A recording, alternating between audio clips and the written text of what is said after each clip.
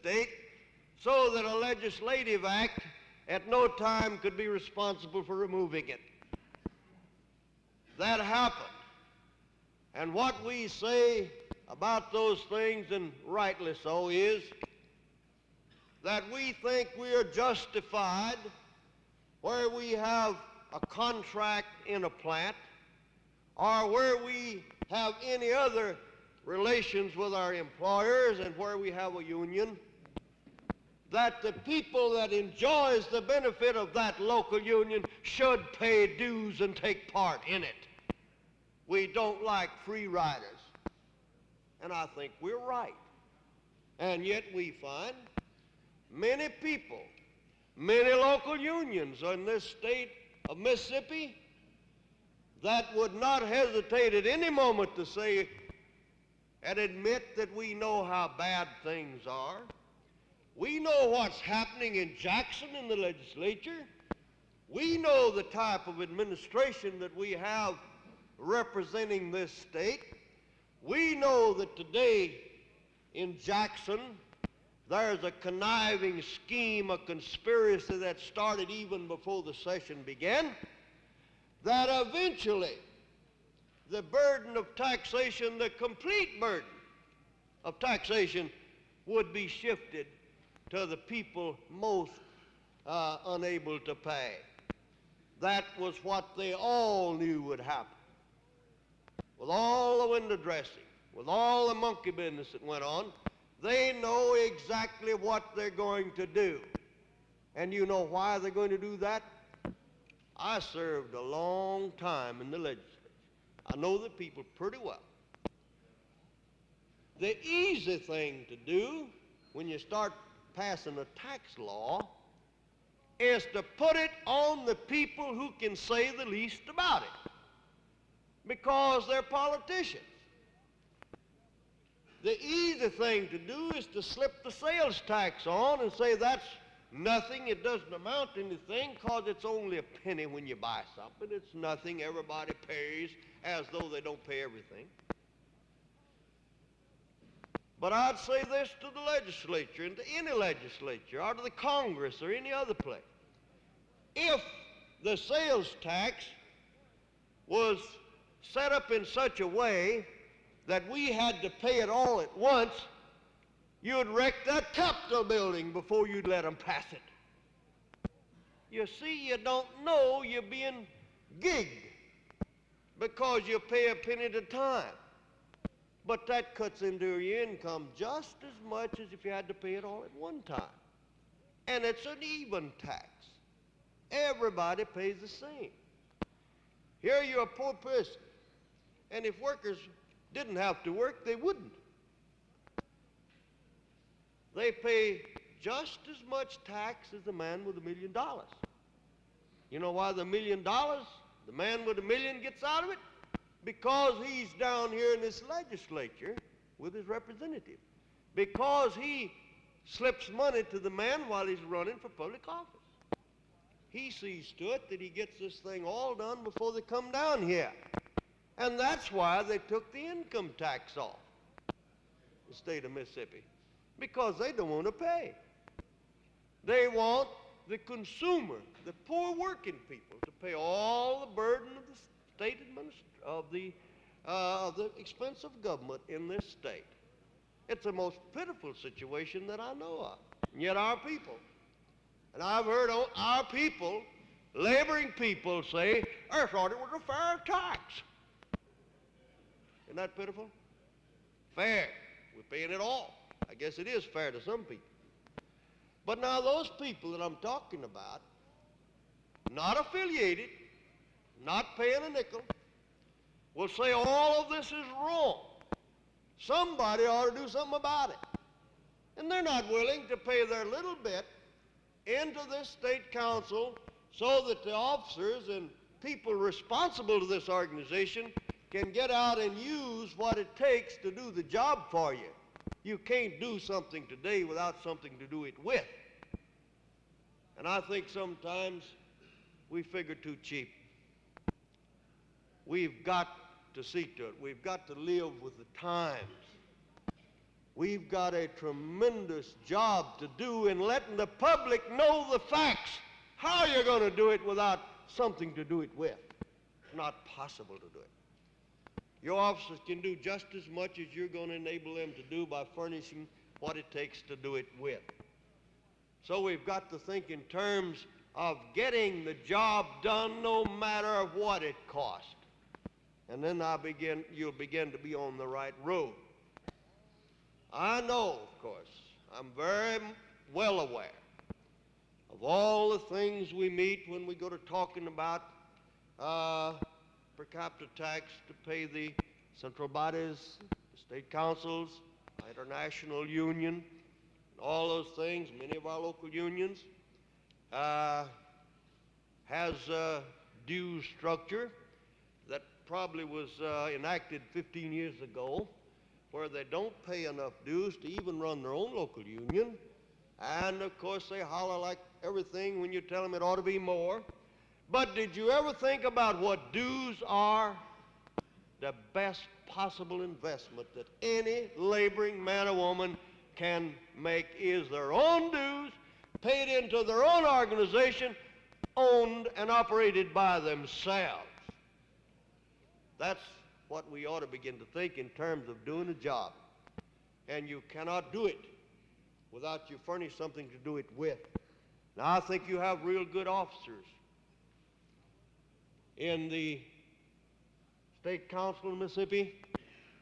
I work very closely with both of the councils, and I'm very glad to say that as far as Region 7 is concerned, we operate as close with our state council as we do among ourselves. I know that your officers have always felt free, and I know that the central body officers in this state feels perfectly free at any time to call upon us to advise with you, assist you, or do anything we can with our staff to try to build the trade union movement.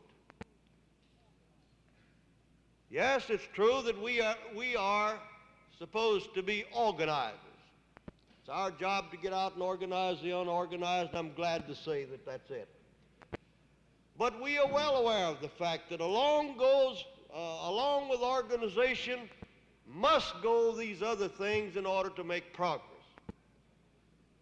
Certainly we realize that when we go into an isolated community somewhere in the state of Mississippi where there might be a garment plant or some other kind of plant, where the people want organization, where our international unions come in and ask us to assist them in carrying out a program of campaign among the workers, we know the first and the best approach to that problem is to go into our central body, meet with those officers and those delegates and members of our unions in the area, and advise them and get their assistance in the program of organization before we even start. That is the most successful way to organize anywhere in the country, and that's the methods that we employ. So I'm glad to be able to be here this morning and to hear that you are making progress. Yes, I'm aware, and I'm always aware because I've lived in this thing a long time. There are people, always people in our movements that are not going to be happy about things, and that's probably as it should be. Because we're free people, we can have our own think as we please.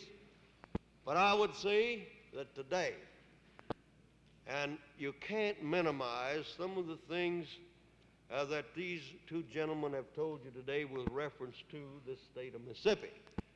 I think it was very liberal in their discussion on certain issues. They've made it really a little bit less than I would if it had been me, because I've probably gone too far in most cases. But I really don't care.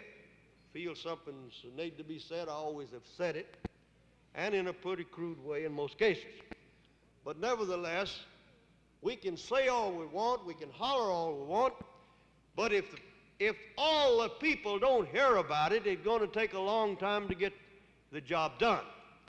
So along with all of these things and the things that needs to be said and done, we've got to provide the means by which we can do it with.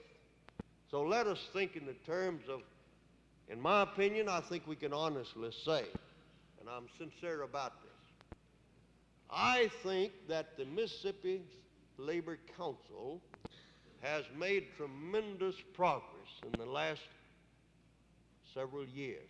You've been moving up all the time. You have a fine representation here today.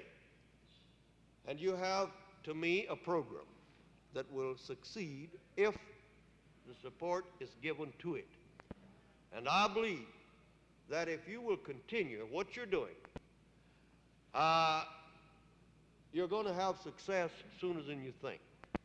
Now, as Brother Knight has pointed out, and I fully agree, that in order to change the complexion of things that are in your way, of government, if you please, in the state of Mississippi and in our local counties, we have got to have votes to do that. That's the only thing I know. So in order to get that, we use the political arm of the American Federation of Labor and the Congress of Industrial Organization. We have the machinery here.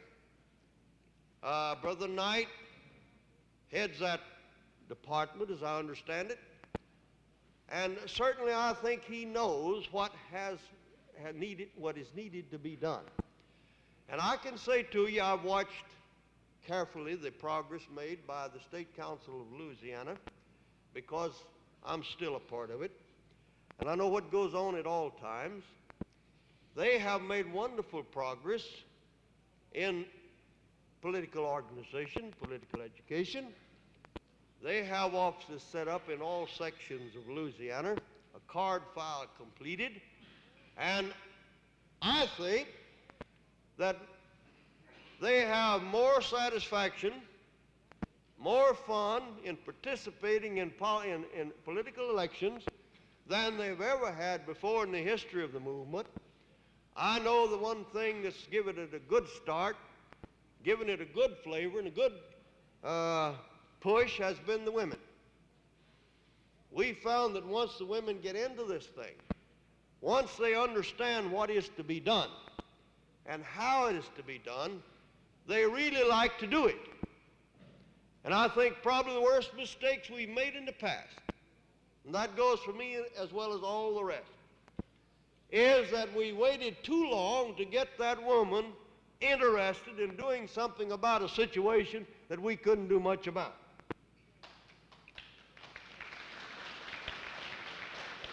Now, I watch these things really close, and I want to tell you some real facts about it.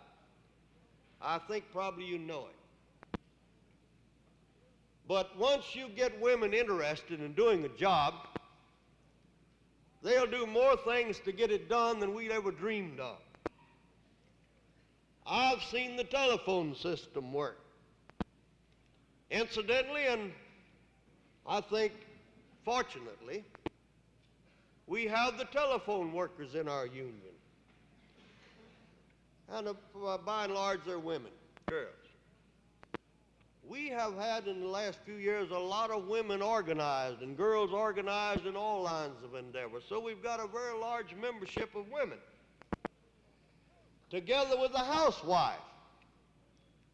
Once you get them women on that telephone, brother, there's no way to say no for anybody. They'll finally go vote, and they'll vote right, because these women won't leave them alone until they do. Most women like to talk on the telephone. Most men hate to talk on the telephone. But you give them 40 telephones and tell them to use them day before the election, I'll guarantee you every voter in that area will be called at least once or twice before it's over. I sat at my house on election day one time in Shreveport about a year ago, and I counted the calls. They called me 15 times while I was home that day. And you tell me that won't have an effect? If I'd have been the bitterest labor man in town, I'd have finally agreed to go on and vote one way or the other. So you see, it's just something I'm trying to say to you to point out that we have everything we need to get the job done. But the proper interest, the proper coordination, among the people that has to do the job. So you people here today, you represent the workers of Mississippi, no matter whether they're union or non-union. You are the mouthpiece for the working people of this state. Today in Mississippi, the working people are here to talk about a program of Operation Progress for 1 year. You're here sent by your local union. You was evidently trusted or you wouldn't have been selected. To sent you here for the purpose of doing something to help the working people of Mississippi at the 3 or 4 days you'll be here. I think it's a tremendous responsibility. And I think you should do the best that you can to see to it that you support a program, take part in a program that you think will help the state of Mississippi. And when you go back home, be certain that you help to carry that program out on the level of the communities in this state.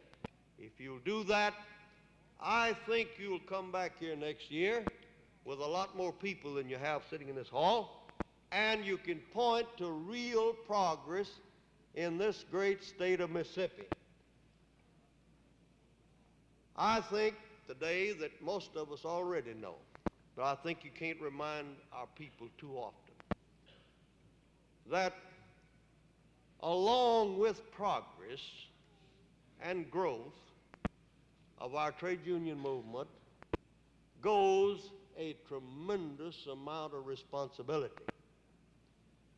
There were days that I can recall without too much trouble that what we said or what we did made little difference because we were not strong enough, we didn't amount to enough for anybody to pay any attention to what we thought or what we did. We had to do it, what I like to refer to as the hard way, back in the early days. But today, we've made tremendous progress. We have grown tremendously. In America, we represent at least 17 million organized workers in this country. As a matter of fact, regardless of whether the other 30 or 40 million people that work are members or not, the American Federation of Labor and the Congress of Industrial Organization speaks for the working people of America. So it is a pretty important organization. And belonging to the organization and taking part in it is a privilege and a responsibility. I think it behooves every single one of us, whether you are a member of a union, where you're acting as a member of a union, or where you're acting as a delegate at a convention, to give serious thought and consideration to all the people that we select to represent us in our offices in all of these activities. It's most important. And I think we should do that in the way of measuring the ability, the courage, or whatever it takes to do the job that you know these people are elected to do. That's, to me, most important. And I think we are most fortunate to be able to have, and I'm proud to say that I am privileged to represent two states, Mississippi and Louisiana, who are making progress in the state organizations. They're making progress in the great majority of our Central Trades and Labor Councils. We are making progress in organization. It's true that prior to the election of a Democratic administration in Washington, we had some very serious obstacles insofar as dealing with National Labor Relations Board, which was very discouraging in most cases. But we are making some real progress insofar as our dealing with the National Labor Relations Board. There has been some changes that has been advantageous to the organization of workers in the speeding up of elections in our campaigns in particular. I recall last week in the city of New Orleans, we filed for an election. On Friday, we got a consent election. The election was held the following Friday. About 2 years ago, we held elections in the same outfit. We petitioned sometime in the first part of the year. We had the election the first part of the next year. By that time, all those people that worked there when we organized them had gone, and they had new people. So it was an organizing job over and over without a chance for people to vote. Right out here in this thing, you talked about it, the stork line. Since the last election these people had, before the board threw it out and ordered another one, I'm advised that there's probably 400 or 500 people that had been fired and new people hired. I felt that they'd lose the election by a tremendous majority because I did believe that the new people might be against them. But very encouragingly, they lost only by a few votes the last time, and I'm sure they got grounds to order another election, and I hope finally we'll wear them out and the people will decide the best thing after all is to get them an election regardless of the pressure put on by the Chamber of Commerce, the governor's office, or whatnot. I think the job of organization can be done in this area. I think the potential is very great in the state of Mississippi. We're encouraged about it. We have sufficient staff representatives. We have many of them visiting here today, and they'll be here with you. Any of the problems, any of the organizational work that you want to discuss, they'll be around with you. We're glad to cooperate with our international unions. We want to encourage all of our international representatives who might be here today to call upon us. Let us help you in your organizational work. That is what we are being paid for. That's our job. We want to work. We want to help organize the unorganized workers throughout this region. We're willing at all times, and we encourage you to call us, not only to help you in the organizational work, but if we can assist you in any other way. Particularly in our central bodies, we're glad to help. We want to help you. We want you to make progress. We want you to get better organized.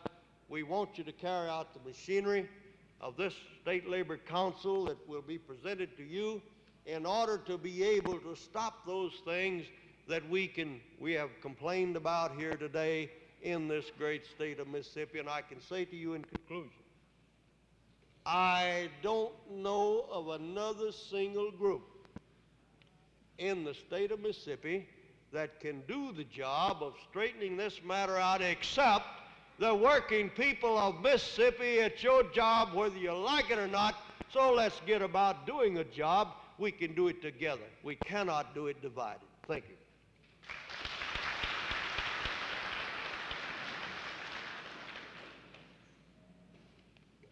Thank you, Lige, for such an inspiring address. There's one thing that you mentioned that very dear to my heart, to the heart of the other officers of the council,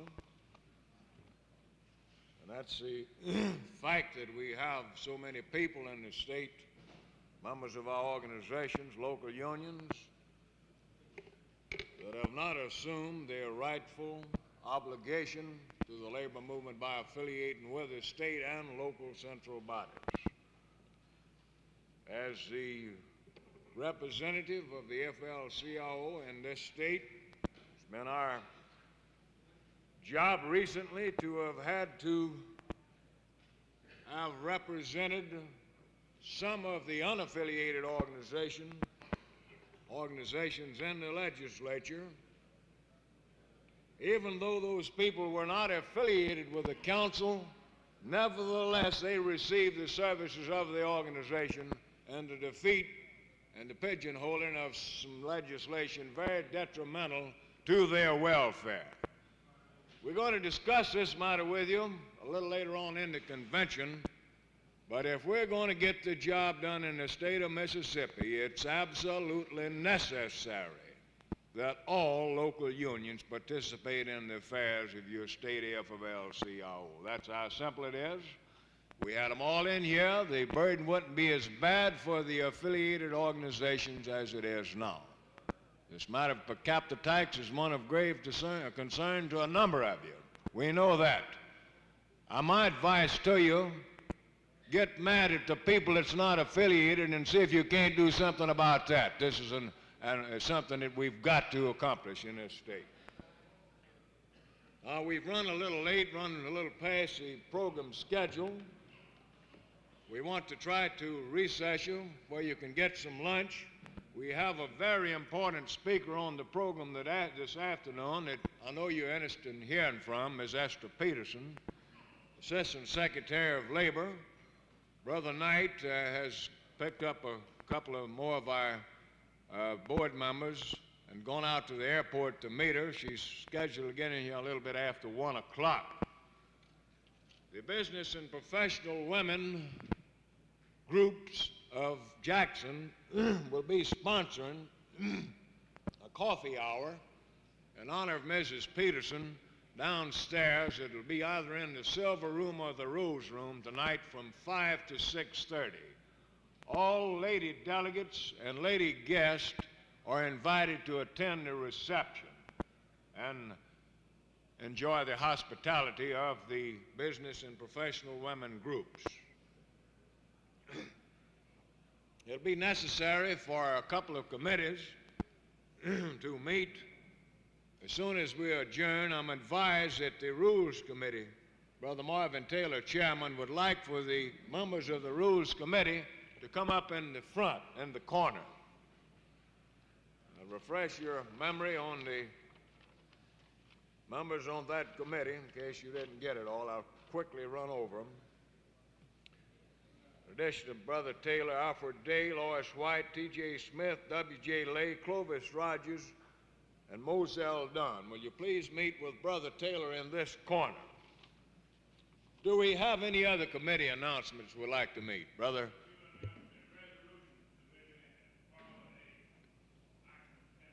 As soon as we're adjourned?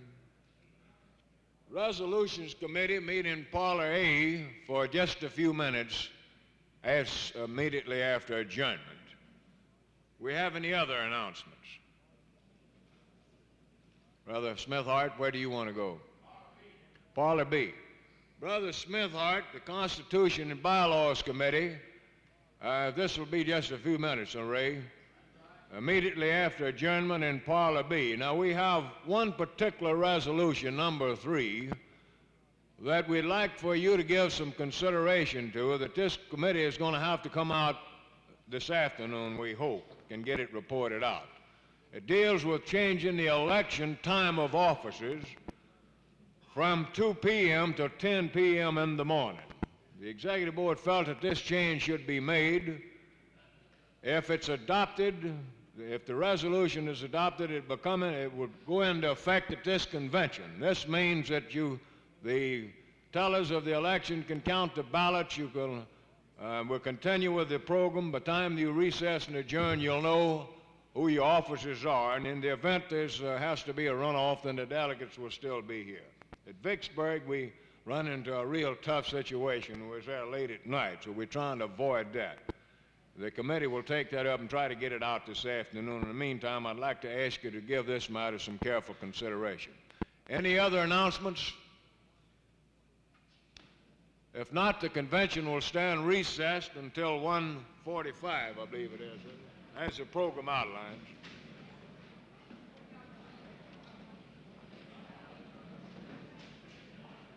$1:45. I'll make that. Huh?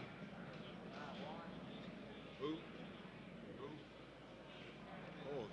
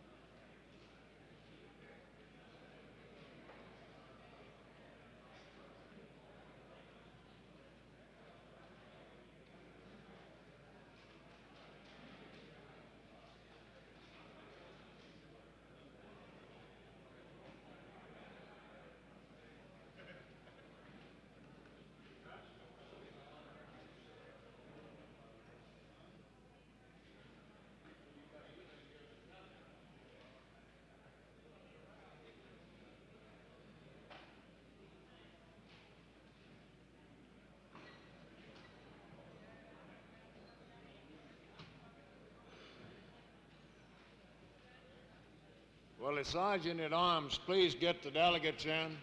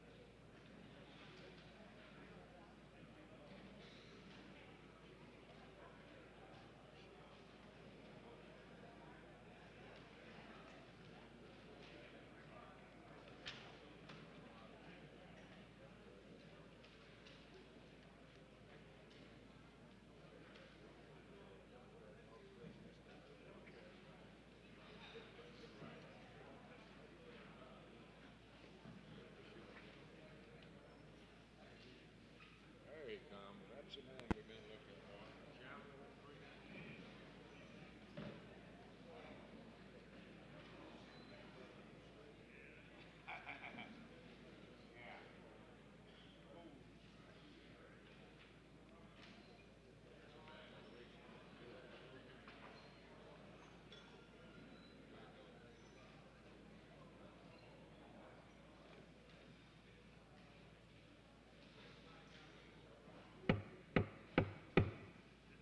Convention will please be in order.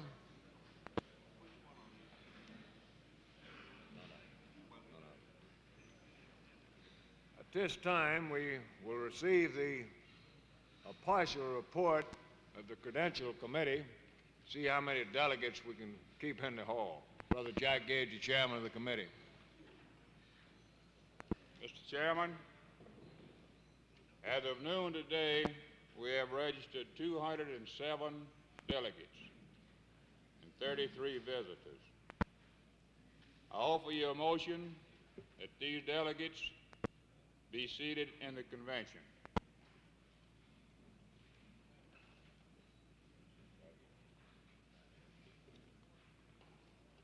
You've heard the committee's report that all delegates that have been certified and issued credentials be seated in the convention.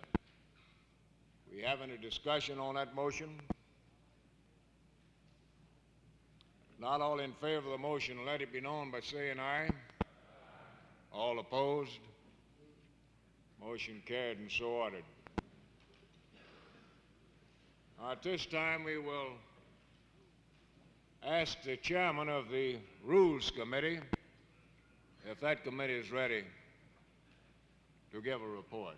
Brother Marvin Taylor.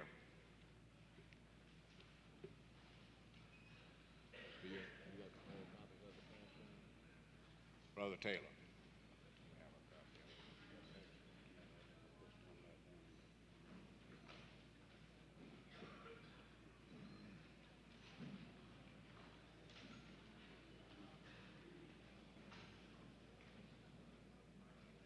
If you look on the tables before you, I'm sure that there'll be copies of this report.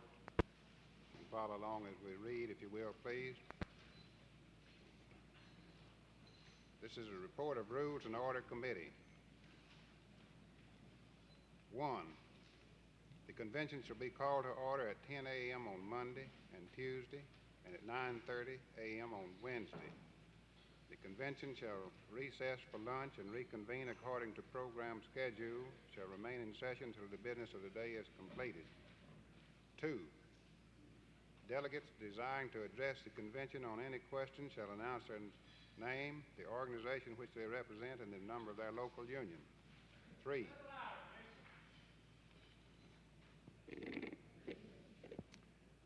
If a delegate, while speaking, be called to order, he shall, at the request of the chair, take his seat until the question of order is decided. 4, should 2 or more delegates arise to speak at the same time, the chair shall decide who is entitled to the floor. 5, no delegate shall interrupt another in his remarks except to raise a point of order. 6, a delegate shall not speak more than once on the same subject until all who wish to speak have had an opportunity to do so, nor more than twice, no longer than 5 minutes at a time, without the unanimous consent of the convention. At the request of 10 delegates, the mover of a motion shall submit it in writing. 8, a motion shall not be open for discussion until it has been seconded and stated from the chair. 9, a motion to lay on the table shall not be debatable except as limited by Robert's Rules of Order. 10, all resolutions shall bear the signature of the introducer and title of the organization he represents, shall be submitted in triplicate form, except those submitted to the Secretary of Treasury 30 days before the convention in accordance with Article 4, Section 6 of the Mississippi Labor Council Constitution. 11, no motion or resolution shall be voted upon until the mover or the introducer has the chance to speak on it, if he or she so desires. 12, the reports of committees shall be subject to amendments and substitutes from the floor of the convention, the same as other motions and resolutions. 13, when a question is pending before the convention, no motion shall be in order except to adjourn, to refer for the previous question, to postpone indefinitely, to postpone for a certain time, to divide or amend, which motion shall have precedence in the order named. 14, issues may be decided in any parliamentary manner, but a call of the roll is in order when supported by 30% of the delegates present at the time of demand. 15, when a roll call has been taken and all delegates present have had an opportunity to record their votes, the ballots shall be declared closed. 16, when a roll call ballot has been ordered, no adjournment shall take place until the results have been announced. 17, it will require 2/3 of the seated delegates to hold a night session. If a night session is held, the assembly shall be cleared of all delegates by 11 p.m. 18, Robert's Rules of Order shall govern all matters not herein provided for. This is a report of the Rules Committee. Alfred Day, Lois White, T.J. Smith, W.J. Lay, Clovis Rogers, Moselle Dunn. I move that this report be adopted. You've heard the committee's report on the adoption of the rules as presented. We have a second. We having a discussion on the motion to adopt.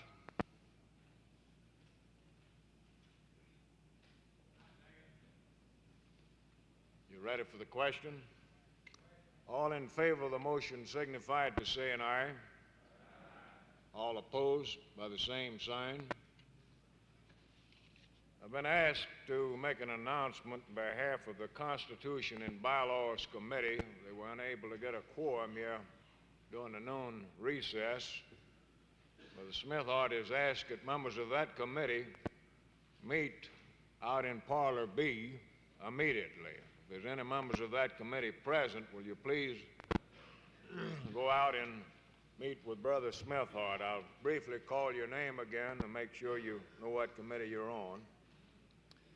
Smithart, James Jackson, Wayman Goodman, E.E. Gray, E.V. Edwards, W.H. Wood, Russell McMahon, E.J. Brown, L.W. Laird, and Catherine Jeffcoat. Will you please meet with Brother Smithart for a few minutes? They got one resolution that they want to consider and give us an opportunity to act on it this afternoon.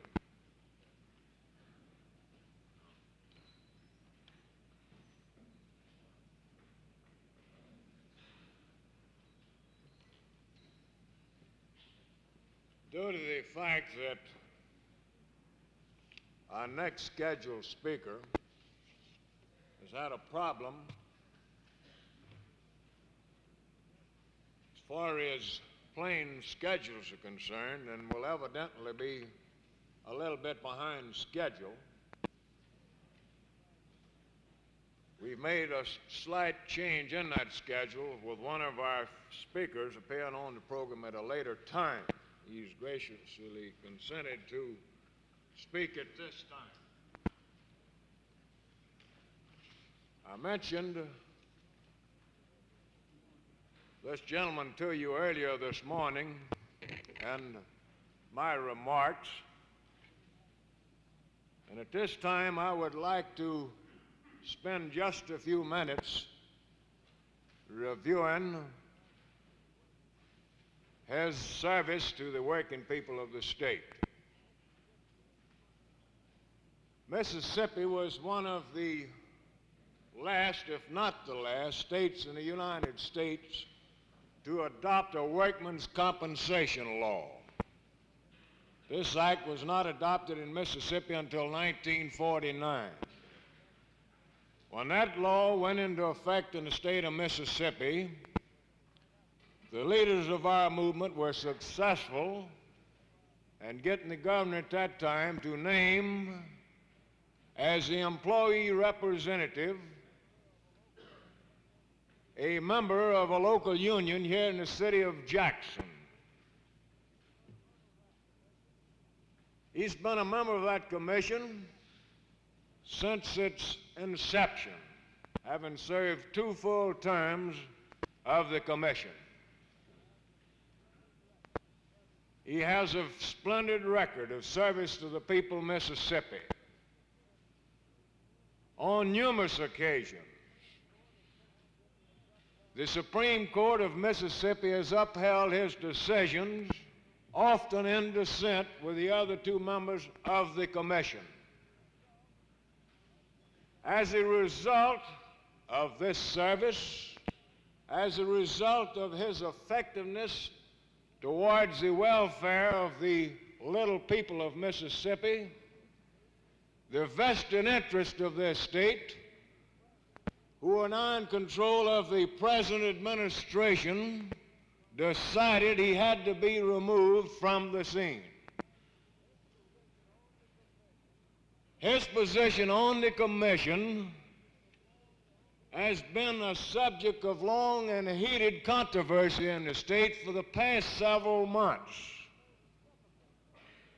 It was a most difficult task to convince the governor to resubmit Brother Bruton's name for nomination to this commission to serve a 3rd term.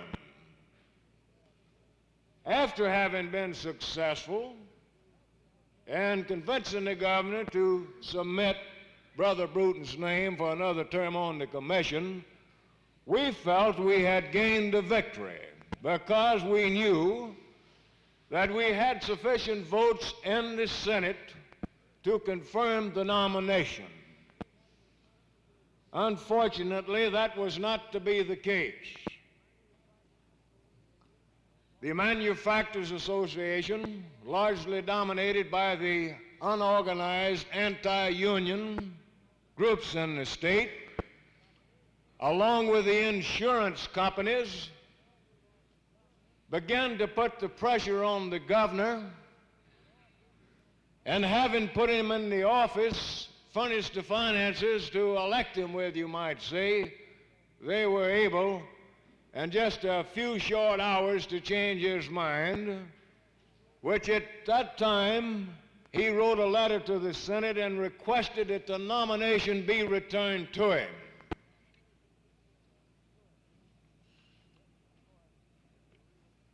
This, of course, was a real tragedy. After having been successful in getting the name submitted, now to be faced with this kind of a situation. I personally called on the governor, presented our views to him as best I could. I pointed out to the governor that Mr. Bruton had served as a member of this commission with distinction, that the Supreme Court of Mississippi The record itself spoke for Mr. Bruton's record. He allowed me to see the mail that he had received on this question, mail and wires, stacked up all over the place. I briefly looked through them. I discovered that they were all employers or insurance representatives, at which time I told the governor that this is not the employer's position on the commission. This is a position that's supposed to be filled by a representative of employees. And I can find no justification in the action of the employers and the insurance representatives and insisting that they name the employee's representative to the commission. I inquired as to how he would feel if the employer's representative, if that position was expiring, if his term was expiring, what his position would be were we in the labor movement to start a campaign demanding that we name the employer's representative to the commission. This is how simple the situation was. I sincerely thought, that for one time the governor of Mississippi was going to listen to reason. I underestimated the situation, as I have on a number of other occasions. We again found, as on numerous other occasions, that the Manufacturers Association and another small group of people that would abolish any semblance of democracy are running the state of Mississippi, and they again called the shot. Several months ago, we had a seminar on workmen's compensation at the University of Mississippi.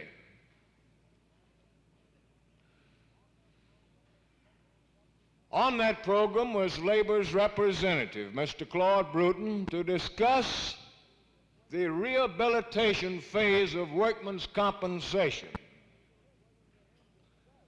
After listening to him discuss this phase or part of the act, the obligations of the employers in relations to the act, it occurred to me that many of our own people did not realize that they had certain rights, that the injured worker had certain rights as far as rehabilitation was concerned after having been injured on the job. I approached Brother Bruton and asked him if he would be gracious enough to appear on this program and to explain to the delegates to this convention how important rehabilitation was under the Workmen's Compensation Act. Brother Bruton is also a delegate to this convention from the Jackson Central Labor Union.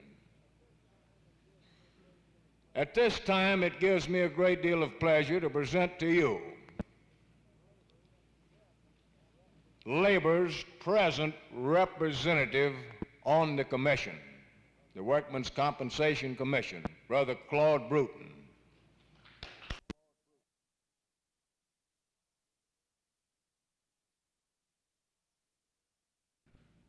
It's always a pleasure to meet with any group of workers, to talk with them and to advise with them upon the few remaining rights which they have under the present Mississippi Workmen's Compensation Law.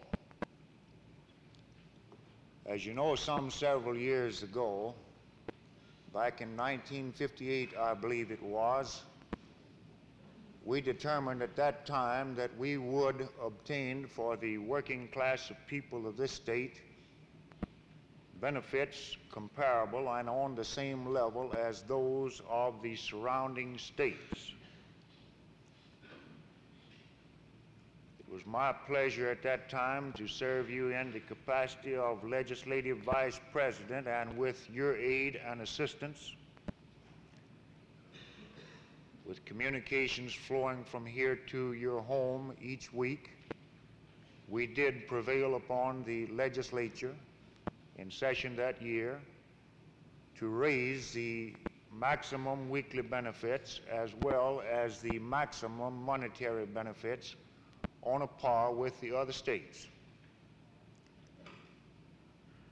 We thought we had a mighty good workmen's compensation law, and when it was compared with other laws, which I had occasion to do in international conventions over the country in meeting with the members of other workmen's compensation commissions, our people in the state of Mississippi were being paid fair and equitable benefits during time of accidental injury and disability resulting therefrom comparable to workers in other states.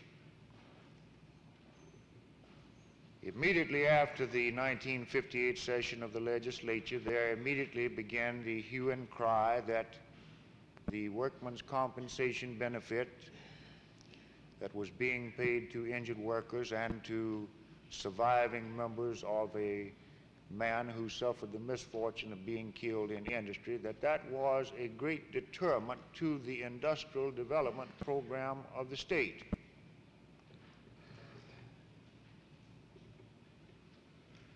The law, as a result of the move that started in that year, was amended in 1960 very drastically,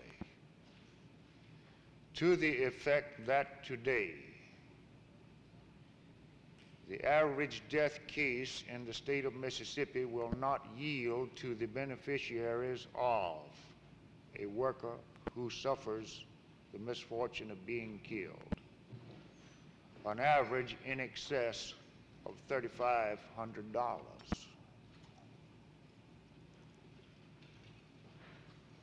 That's a pretty drastic amendment that has been made to the law.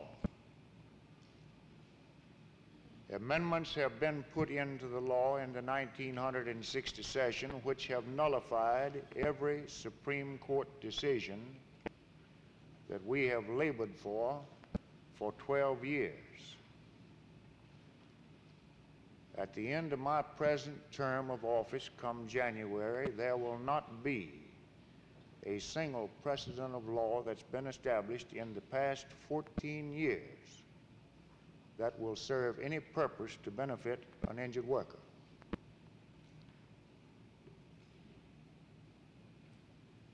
No man working in industry today that gets hurt has his claim unchallenged. In the vast majority of instances where cases should be paid and paid voluntarily without any hesitation, legal technicalities have been provided through the 1960 amendments that puts that man and his family over the economic barrel to the extent that if he gets any benefits, it might be 3, it might be 6, it might be 8 months after he gets hurt, and it might never be that he gets benefits.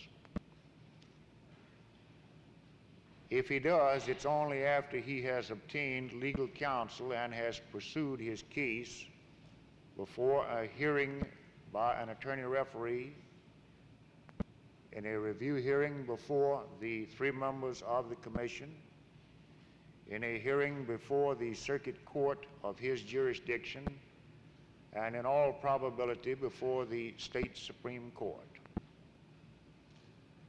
The law has been so amended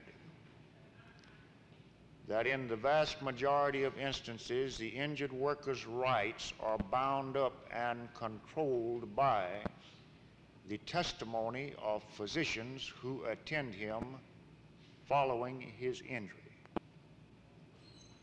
The testimony of a doctor not of his own choosing. Public policy of this nation has always advocated that no man would be required to receive medical treatment at the hands of any doctor not of his own choosing, or any doctor who was obnoxious or repulsive to him. The Workmen's Compensation Statute nullifies that provision and that declared public policy, in that the employer at all times has the exclusive right to the selection of medical care that shall attend injured employees. It's only when they have got through with you and have built up all of the defense that the defendant employer and insurance carrier feel is required to defeat an injured worker's claim that he then would have a legal right to go and obtain medical care on his own authority and to pay for that service in an effort to obtain testimony from a doctor that might be beneficial or helpful to him in establishing his claim to compensation. Should he be fortunate enough to do so, then he can present that evidence, and if it is held that that evidence prevails over the testimony of the employer and insurance carrier's doctors, then they are required to pay the bill for that medical attention, and only at that time. As previously stated, the law has been drastically amended. There's not another jurisdiction in the entire world, I don't say the United States, the entire world, that has incorporated in the provisions of the act governing that jurisdiction that is as restrictive as is the Mississippi law. The personal well-being of an industrial worker in the state of Mississippi, his health and his life, is of less value today than is any industrial worker in the entire world.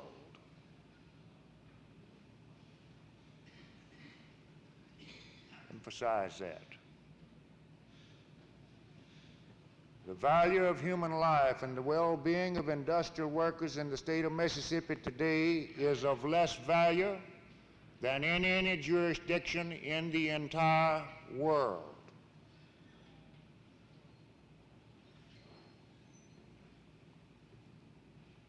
Who's responsible for that?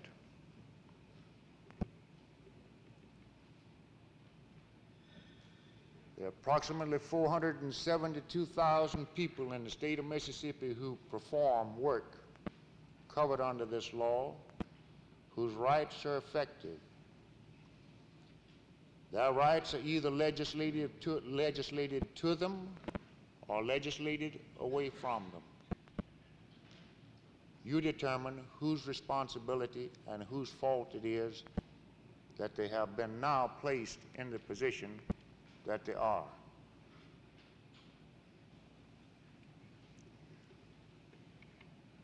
One of the few remaining rights that we have under the Mississippi Workmen's Compensation Law, which has not been affected by amendments to the law in 1960, are those provisions of the law that deal with the rehabilitation of a man or a woman injured in an on-the-job accident. In the first section of the law, which states the intent and purpose of the law, it states that there is hereby enacted in the state of Mississippi a law which shall be known as the Workmen's Compensation Law, and shall be administered by the Workmen's Compensation Commission, hereinafter referred to as the Commission, cooperating with other state and federal authorities for the prevention of injuries to workers, and in the event of injury, their rehabilitation or restoration to health and vocational opportunity.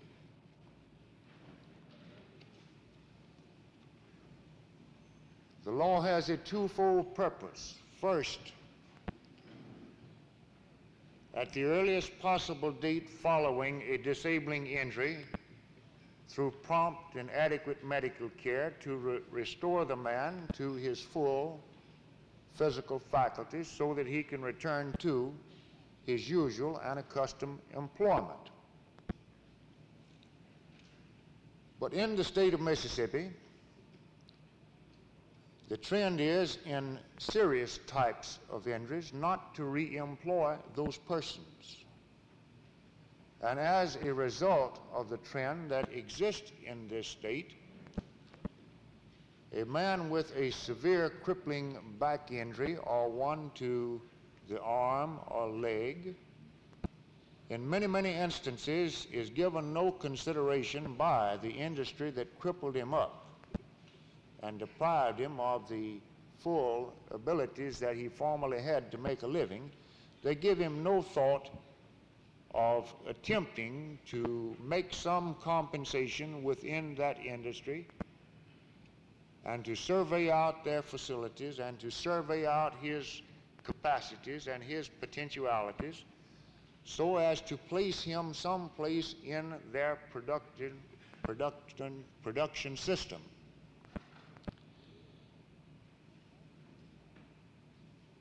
The statute provides that in those instances where that happens to be the case, that the Commission has the authority to work with our Division of Vocational Rehabilitation, which is a subdivision of the State Department of Education. That department is financed in large part by federal funds, as well as with a legislative appropriation. Their funds are limited and do not in all instances permit them to do all of the things that need to be done, particularly to reach the number of people that they need to reach or to give the full extent of service that in many cases is required. So the statute provides that in instances where the Commission refers an injured worker's case to the Department of Vocational Rehabilitation and states to them that in all probability this man's type of injury and his nature of injury and the condition which will result is going to prevent him from being re-employed back in the same line of work that he was injured in, that department then is authorized for the Commission to run a survey, an aptitude survey upon that injured worker to see just what is in him, just what his potential is, maybe some capacity that he has that he doesn't even realize that he's adaptable into an entirely different type of vocation. But they put him through a pretty stiff grind in attempting to see just any and every activity that he might could be placed in. They then go to the industry that crippled this man up and they survey out the facilities of that industry. And they attempt to see if there is some classification of work controlled by that employer that this man can be placed back into the industry wherein he was injured. Now that serves a twofold purpose for the man's standpoint and then a purpose for the industry itself. In the first place, the man must have wanted to be engaged in that type of employment and it be the employment of his selection, in that he was there and he would feel that he would perhaps be better satisfied and happier working there.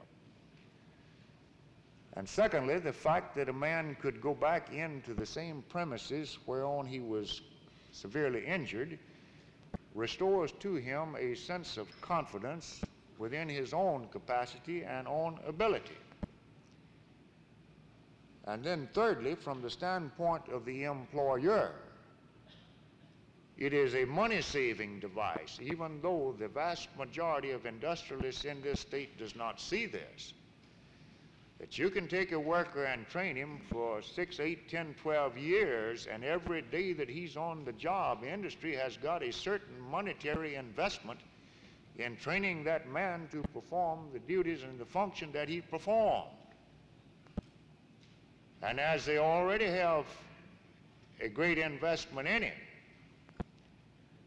that if there is something else of a lesser classification, or where they can take 2 or more classifications of work and combine them and utilize his services, then management has dispensed in large a principal part with the monetary cost that it would cost them to train another man to replace him.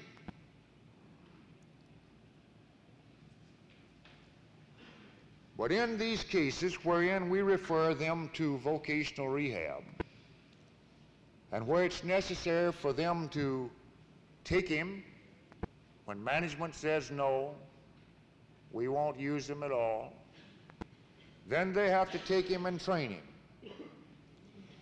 The man may have been an industrial iron worker, and may have suffered a severe fall and ruptured a couple of discs in the back, which required disc surgery and perhaps back fusion of the joints of the spine. Consequently, he can't climb and do that type of work again. But maybe in the survey of this man, they find that with his hands he's adept, and that he has a knack for tinkering, and he has pretty good mathematical understanding and such, and that they can get him into the field of electrical mechanics or in some type of motor rewinding or that type of work. They will take this man and they will take him into some industry after working out an agreement with the employer to so do. And they'll take this man in, and the other workers that are already working in that plant or in that shop will act as his instructors. And the Department of Vocational Rehabilitation will provide all of the tools and all of the books that this man will need, and they'll pay these workers in that plant an instructor's fee to teach him and to train him and to teach him a new trade so that he can go out and again earn a livelihood for himself and his family. As he's learning and as he reaches a certain stage of production, the employer begins to pay him wages. Not full wages, but wages commensurate to his ability that he's producing there. As he progresses in his program, which shall not exceed a year under the statute, his wage increases rise, and oft times, and in many instances, I see cases that are being trained that within 6 months are earning the full wages in the shop wherein they're being instructed. That man's compensation benefits have continued to come to him through this time. It wasn't much, but it went directly to his family because maybe he had to be taken to an adjoining city to be given his training to begin with. And if that takes place, then the rehabilitation department arranges for his room, his meals, all of the incidentals that he has, such as cab fare to and from work. If he's severely crippled, he cannot use transportation, public transportation facilities. And every item of expense that he has bound up in this training program is defrayed by the Department of Vocational Rehabilitation. Now, the Commission's function in that is this, that the Department of Rehabilitation gives to us their program, what that man's agenda will be for the duration of that program, and what the cost of that program will be, and how much funds they have that they can put into the program. If they run into a deficit of existing funds available to them, then the Commission can require this employer and the employer's insurance company wherein he got hurt to make a payment not to exceed $10 a week for that man's maintenance and going toward defraying the cost of his training program. That's not much, but so far it has been adequate in the vast majority of instances. Surely that should be one of your objectives in days to come, if you ever reach the stage that you can obtain an attentive ear in the legislative halls to get that period of rehabilitative training extended beyond 12 months and to require a greater contribution than $10 a week toward the carrying on of such a program. But they take the man through this program and they get him equipped to where he can go out on his own and secure employment in his own right and upon his own merit of being able to perform a new type of employment. And they're through with him. All right, if the man's injury is of severe enough type that he still has remaining benefits to him, vocational rehabilitation will put an initial investment into that man if he desires to open up a shop of his own. They will aid him in the selection of a proper community, a location that would be best adapted for a man of his type of training, where he would most certainly prosper to the fullest extent. They will help him equip that shop. They will pay in large part for the tools and the equipment that goes into that shop. But in the event that he does not have enough help from vocational rehab, then he can apply to the commission for the remainder of the benefits that he has due him under the compensation law and secure those benefits through a lump sum settlement and make an investment into his own future welfare. We had a young fellow up at Greenville that got hurt and hurt severely. He was a steam fitter, as I recall, and he broke both legs, one of them in 3 or 4 places, and in one place in the hip, and also injured the back. His leg was stiff, both in the hip and at the knee joint. He couldn't go back to the type vocation that he had followed. He was entered into a program of electric motor repair and rewinding and small electrical motor-driven appliance repairs. He was trained in that program at no cost to him, and within 5 months had attained top performance to where he was being paid by the employer full wages, as were other employees who previously had been training him. The employer was happy with him, wanted to keep him, was satisfied, offered him full employment, but the boy wanted to get out on his own, and I didn't much blame him. He had some several $1,000s of benefits still being due him. And with the advice and counsel of the vocational rehabilitation counselors, he moved to a new location. And as I recall, he wound up over at Vicksburg. He didn't take all of his workman's compensation benefits that he had coming to him, but left a part of them to still be paid him through the weeks until they were dissipated. But he took a portion of it, and with what vocational rehab had, he went into a trade in Vicksburg, self-employed, and was doing right well at it. While he was operating his own business and still drawing the remainder of the benefits due him due to his permanently crippled condition,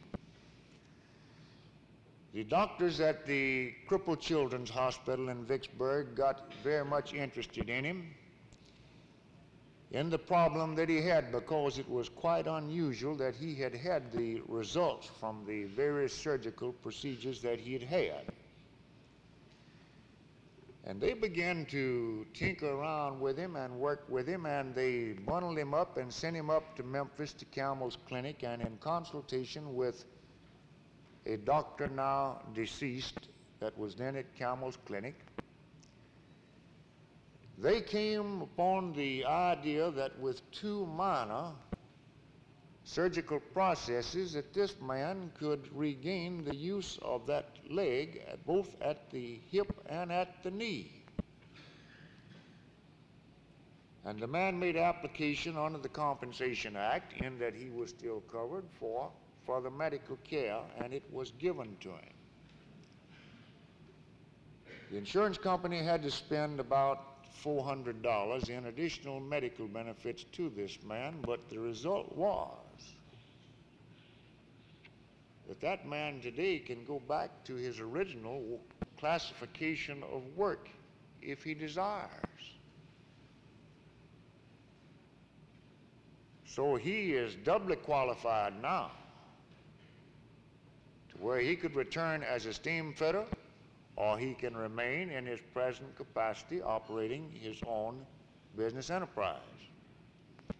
Well, we have many cases of that nature throughout the state. We have a number of cases that are wheelchair patients where the injured worker will never walk again.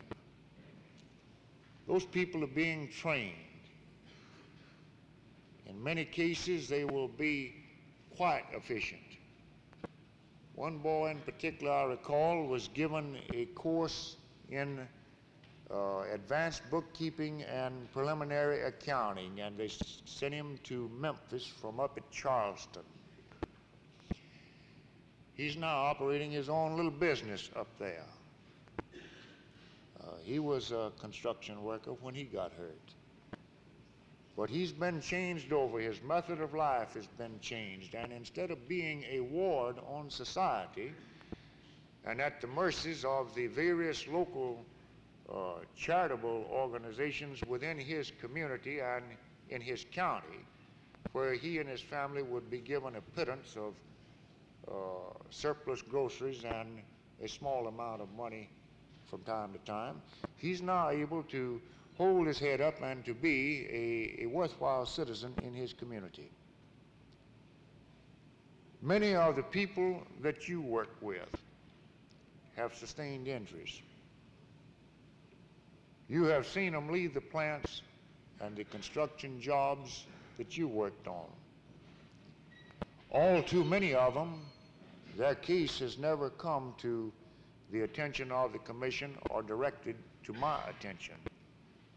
And I say that the business agents of the various organizations must stand the shame of that, in that you have not kept well versed enough to advise the people that you service that they don't have to be put on the shelf, that there is an avenue of hope and of help available to them if they but know of it and if they but can take advantage of it. I want to say this to you, that there are many phases of the law that you people need to know in detail. The day is fast approaching when I will not be sitting in the commission office, in all probability, as things now seem, where you or your business agent can call me and ask me a question that would be beneficial to you in the conduct of your workman's compensation case. So in that interim period, my services are available to you to meet with you and your organization to spend 1 hour, 2 hours, 5 hours, or an entire day and night with you to give you access to any of the information that I have accumulated through these 14 years that will be helpful to you in knowing how to protect what few interests you still have under the compensation law. If you do that, your membership will not be caught in the situation as a young fellow came in my office the other day, working in an industrial plant in an adjoining county, belonging to a trade organization. And that man had been severely injured, and 6 months after he got hurt, has not till this day been supplied the first bit of medical care nor received the first penny of workman's compensation benefits. Unless you people know what your rights are and what your obligations and responsibilities under the law is to protect yourself, you're going to have numbers and numbers and multiplied thousands of those cases throughout the entire state. And you people are better qualified to protect your own interest than the 425,000 unorganized workers in this state. And if you go to sleep at the switch and don't protect your rights, what in the world will happen to those people? Thank you.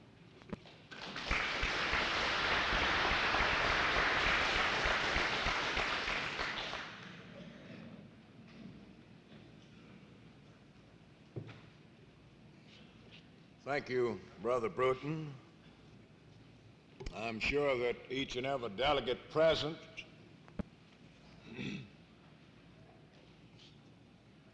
are now much better informed in regards to the protection of the injured worker than you were before you came to this convention.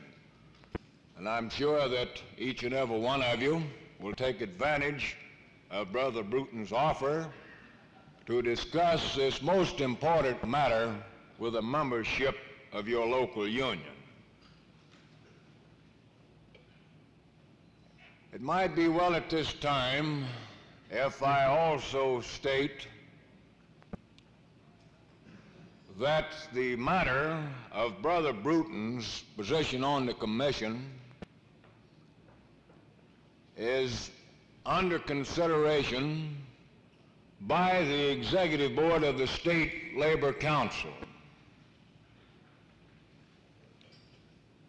It's the intention of your Executive Board, that's the present board, and I suspect that it would still be the intentions of the new board after this convention,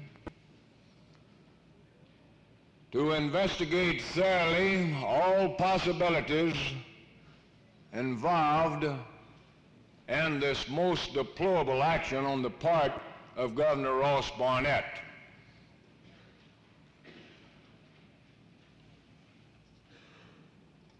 There is a possibility that this matter might find itself before the courts. These things are under investigation at the present time. Attorneys are investigating the law and things of that kind. A report will be made back to the Executive Board and appropriate action will be taken. In the event that we are not successful in retaining Mr. Bruton's services on the commission, I have every reason to believe that the labor movement of Mississippi, the labor movement, the FFL-CIO itself, will avail itself of the knowledge and the expense of this man in the field of workman's compensation. It's my sincere hope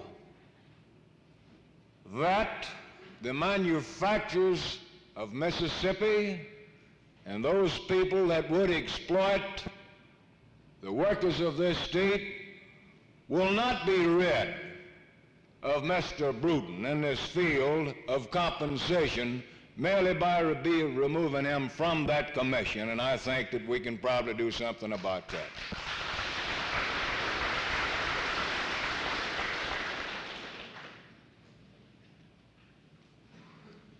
I'd like to ask you to stand when Ms. Peterson comes in. Come on in.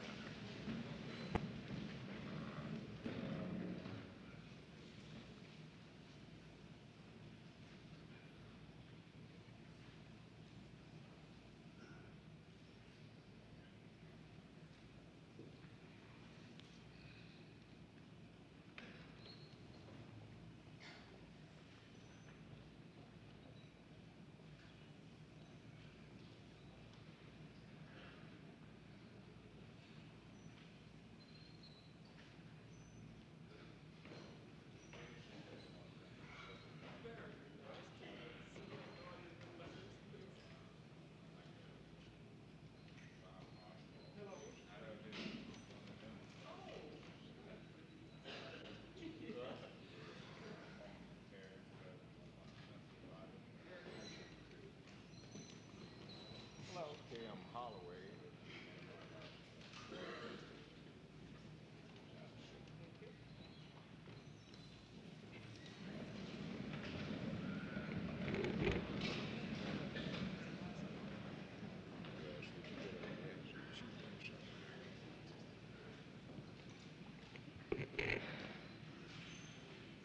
We have with us this afternoon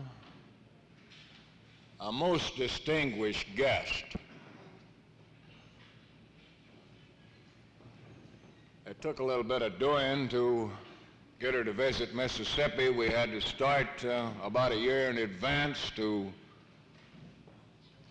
make this possible, but we finally pulled it off. Ms. Peterson has had wide experience in the labor movement itself. She has served in various capacities with several international unions. At least two of those organizations have delegates present at this convention. She's served both the ILG and the Amalgamated Clothing Workers. In addition to that, she has visited a number of foreign countries and rendered her services there to the working people of those countries. When the present administration, when our present president was elected, we again found ourselves with the government of our nation being in the hands of people friendly to the causes that we represent. The administration of President John F. Kennedy. We experienced a period of 8 years of drought, you might say, in the form of legislation to benefit the great masses of the people of this nation. When President Kennedy was elected, he immediately began to surround himself with people with views that coincide more directly with the views of the working people than the administration of the past year. Among the people selected to assist him in carrying out the duties of his office was the young lady, Mrs. Peterson, with vast experience in the field of not only labor activities, but of all human endeavor. It's a real pleasure this afternoon to have Mrs. Peterson visit with us in Mississippi. We sincerely hope that she will enjoy her stay with us and enjoy the hospitality of our great state. I might warn her in advance that the present administration that we are experiencing in Mississippi, even though you might be reading some bad things in the newspaper, there happens to be in our state a large number of people that do not share the views of the present administration. I'm speaking about the governor's administration, Governor Ross Barnett. I'd like to call Mrs. Peterson's attention to the fact that Barnett and his stooges, with all of the propaganda that they generated, with the diversionary tactics used, that they were able only to garner 39% of the total vote cast in this state. Only 39% of the people in this state voted not to have a president of the United States. A great majority of the people of Mississippi feel that we should have a president of the United States, and I feel that a great majority of them today also appreciate having a Democratic president in the form of our great President John F. Kennedy.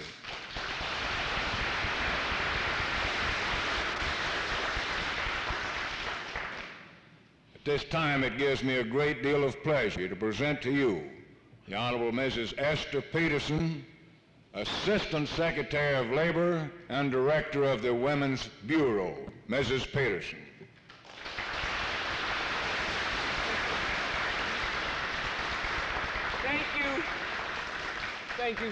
Thank you very, very much.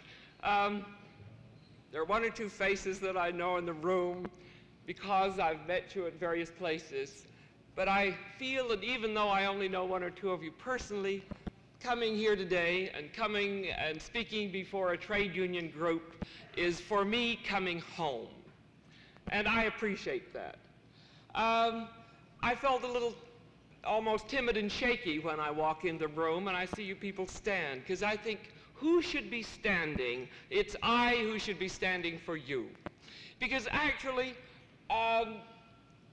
when I think of the experiences that I've had growing up in the West as a school teacher, coming east, and getting an experience with the trade union movement, getting my eyes open to what was the force in this country that really was bringing standards, really bringing a good life to people, and in a way I could say just getting converted, that this was a tremendous experience for me. And from that whole time, from the time that I began organizing and helping and organizing a citizens committee for the International Ladies Garment Workers Union back in 1932, when I first ran into a shop, I'll never forget it as long as I live, and I found these gals making dresses at $1.32 a dozen. Can any of you remember those days? I saw it, by golly, and I said, this changed. And from then on, I've been happy and pleased and satisfied to be able to be associated with the trade union movement. I congratulate you on the work that the movement has done. And I know that it has done a tremendous amount here in this state, and I'm sure that it promises much, much more for the future, too. When I look at your programs of what you're working on, I say power to you, everybody. Power to you to get organized politically. Power to you to get organized, to organize the unorganized. Because this is a voice in democracy that is needed very, very much in our country. I come from Washington today, and I bring you greetings from the Secretary of Labor, Arthur Goldberg, who tells me to congratulate you on your work and to certainly bid you well for the future. He says, tell him hello, Esther, for me, and I'm telling you hello. And I really think that if I had had a chance to talk to the president, he would have said the same thing. But he's a pretty busy guy, as you all know. I'm happy to have come from Washington, where there is an administration now of people who care. People who care about what's happening to individuals. People who care about what's happening in the world. And I find in my job where I'm working with labor that always one of the major items when we're considering our legislative program and when we're considering what we're going to do is how does it affect the people? It means that we have a belief that government is for the people. Not only of and by, but it is for the people. And to come from an area knowing that people who care, knowing that you here too are working on your programs as also groups and people who care. I had a rather bumpy trip coming down this morning, if I may say, coming down this afternoon. I'm used to mountains and peaks in this, but I had never had such peaks and mountains in the air. We were going up and down and dropping all the time.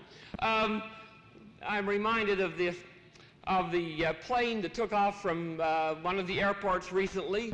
A very, very fancy, wonderful plane. It was the latest thing that anyone could ever have imagined, the latest thing off the drawing board. And the people all got in on this maiden historic voyage, and the hostess got them all seated very nicely. They didn't notice any pilot come in exactly, but after they got up in the air, they heard an announcement over the loudspeaker and said, "This speaker is coming to you on a tape recording. We want you to know that you are experiencing a great and historic experience. You are being piloted, you are being sent in a plane that is the first completely automated plane.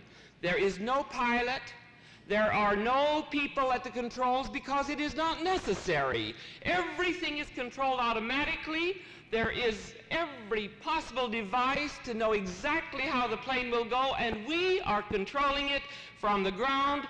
The recording you are hearing is a tape recording, but you will know that we are in the control towers, and everything is absolutely in order, and nothing, absolutely nothing can go wrong, can go wrong, can go wrong, can go wrong, can go wrong, can go wrong, can go wrong."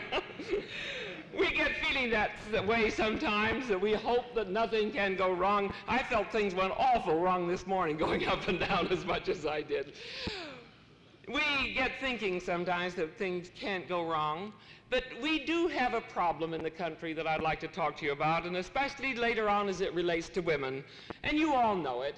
That is this great situation where we have in our country today more people working, a higher percentage working than we have ever had working before.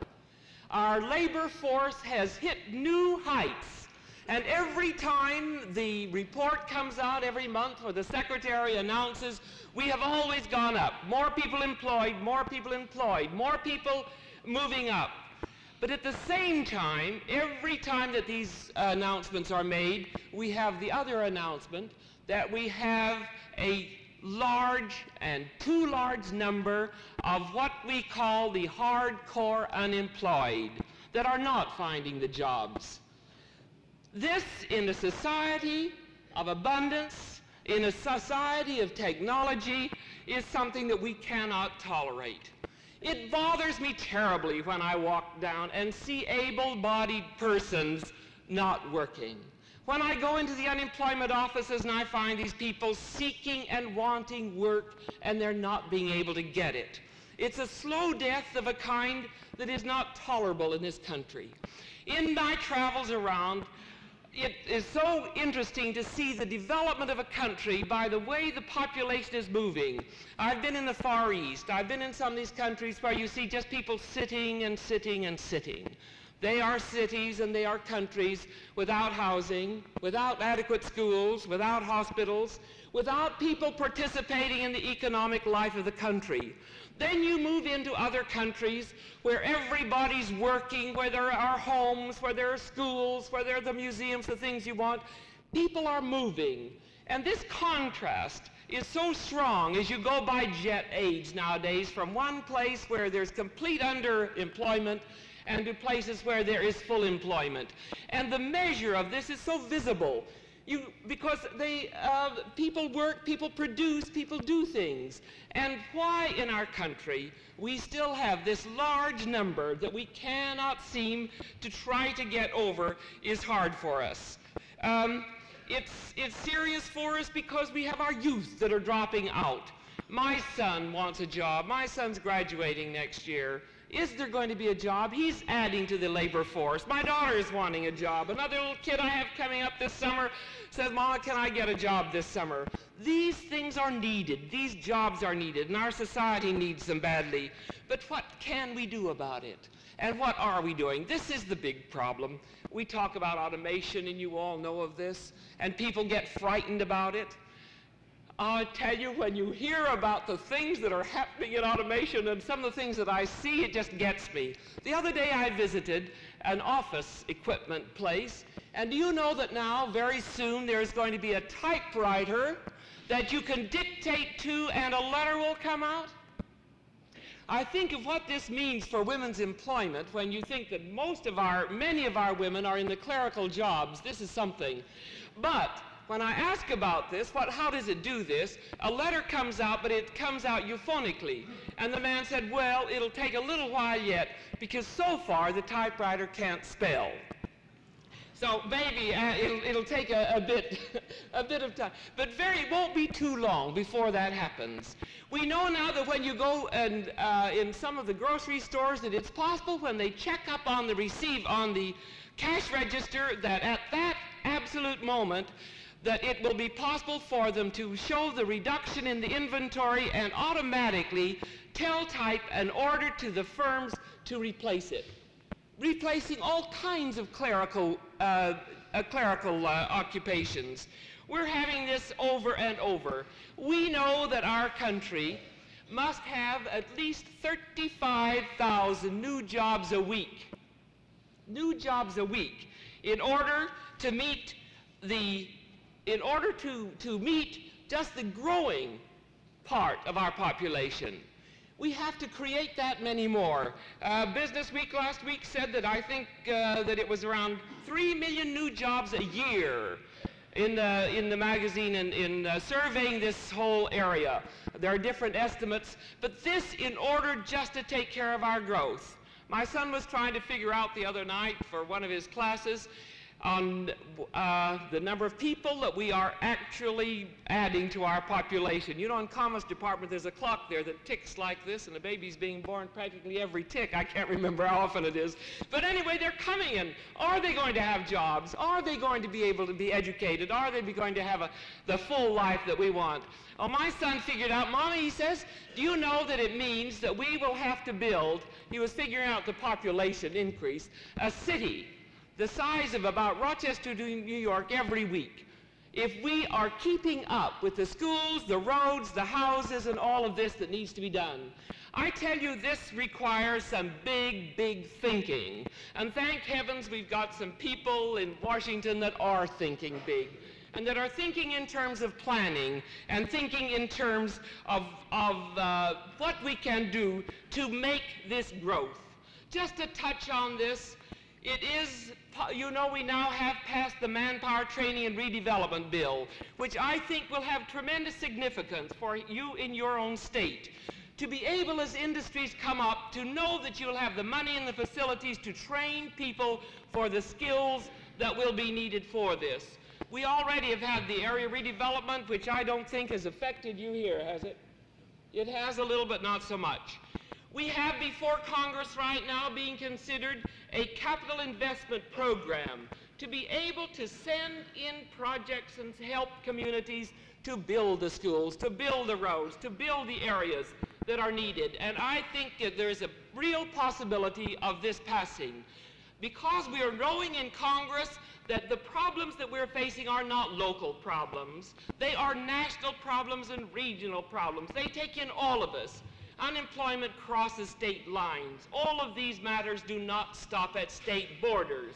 And because automobile workers are unemployed, means that people all over the country are not buying automobiles. It doesn't mean that it's just an area that is important in Detroit. We have the tax bill that is being considered, which certainly will mean a great deal if this is passed in order to stimulate business, and we hope, as labor has proposed, to close many of the loopholes that are present that would make possible a much better and tighter system for us. Then I think the school, if we can just get through our matters on education, which we want so badly, our Social Security and medical care and the aged, I'll get into a lot of these, because all of these matters really will step up our economy, and not only will help our economy, but will help our people. But what I want to get to specifically today is what is the picture for women in all this whole area. I'm delighted to see so many women delegates here. You know, nowadays a lot of people say we'd cure the question of unemployment if we'd only send all the women home. I get the president gets letters and they send them to me to answer. The secretary gets letters and they say, oh, if the women would only stay home, wouldn't it solve the question of unemployment? I was pleased in the plane coming down to see a headline here. It says, women needed in jobs, JFK says. And I think it's pretty nice, gals, that we've got a champion in the White House, don't you? Actually, he says here that unemployment is not a matter that has to do with the sex of the worker, whether a man does it or whether a woman works. But he says the way to meet the unemployment problem is not to deprive women of the chance to work and contribute, but to try to expand the opportunity generally in the country. And this is what we know. Now, when they say about let's send home the women, you folks don't think things like this, but you'd be surprised the kind of things we get. I think, do they ever think who would run our schools? Who would take care of the hospitals? Who would man the typewriters? Who would be the ones that are doing the sewing? What would happen to our economy? It would really be something, wouldn't it, if this would happen, because we would stand still. Women's earnings in our country amount to billions of dollars that really help our economy to move. Do you realize that we have 24 million workers in the United States? And 24 million women workers in the United States. 24 million women. This is 1/3 of the labor force. So if you take the people who are working, 1 in 3 of our working force are women. This is a considerable number, and I know that the parallel in your own state of Mississippi is the same, that you have close, I think, to 250,000 women working. And here, too, I recall, it's about 1/3 of the labor force. Now, true, they are in jobs that, in most cases, are not jobs that men would perform.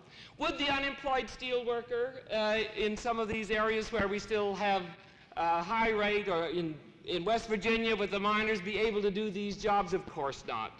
The point is that our women now are employed in jobs that have come about with our whole changing economy. When I think of my mother, who grew up in the West, she came from Denmark actually, but grew up there with her traditions. She could milk a cow, she could weave, she could sew, she could cook, she could do everything that was necessary.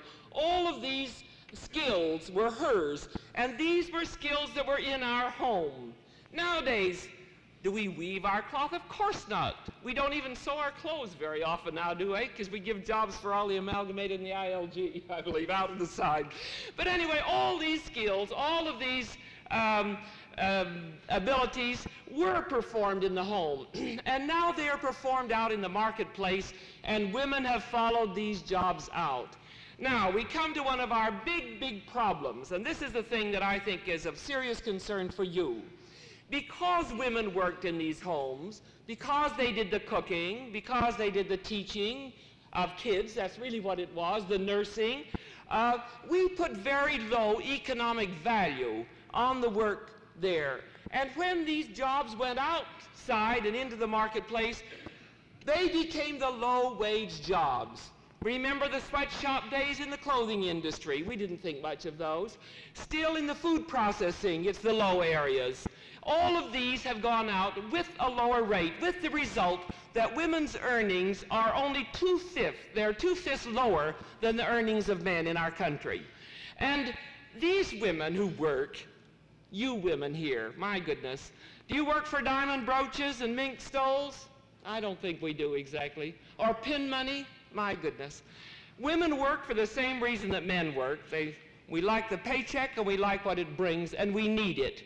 They certainly work partly maybe for the extras, to make life a little bit better, to buy the refrigerator, to buy the TV, helping in education, and many to pay for the rent, to feed, and to buy the clothes and do all the things that are necessary in keeping your families and all together. we find that the largest number of wives who work are those of the unemployed. Because in many cases, a woman can get a job and a man can't get a job. This, I think, is serious. And this is something that we have to consider very seriously in our country. We've got to be sure that there are jobs for women and that there are jobs for men too, that one does not take from the other. I am disturbed when I go into communities and I find the men are having to almost reverse the role because they cannot get the work and the women can get it. We have to see, to be sure, that there are safeguards that because women are coming, that they cannot be employed at lower wages and therefore undercut. Because of this, the President Kennedy and Arthur Goldberg and the administration is working on a bill for equal pay for equal work, the rate for the job.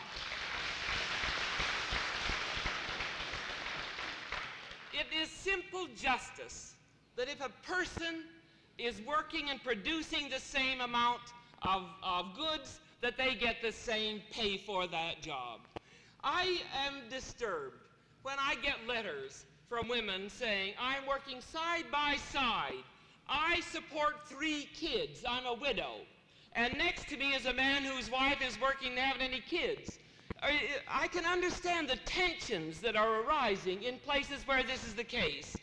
I get letters over and again. The President gets letters. We all get letters relative to this.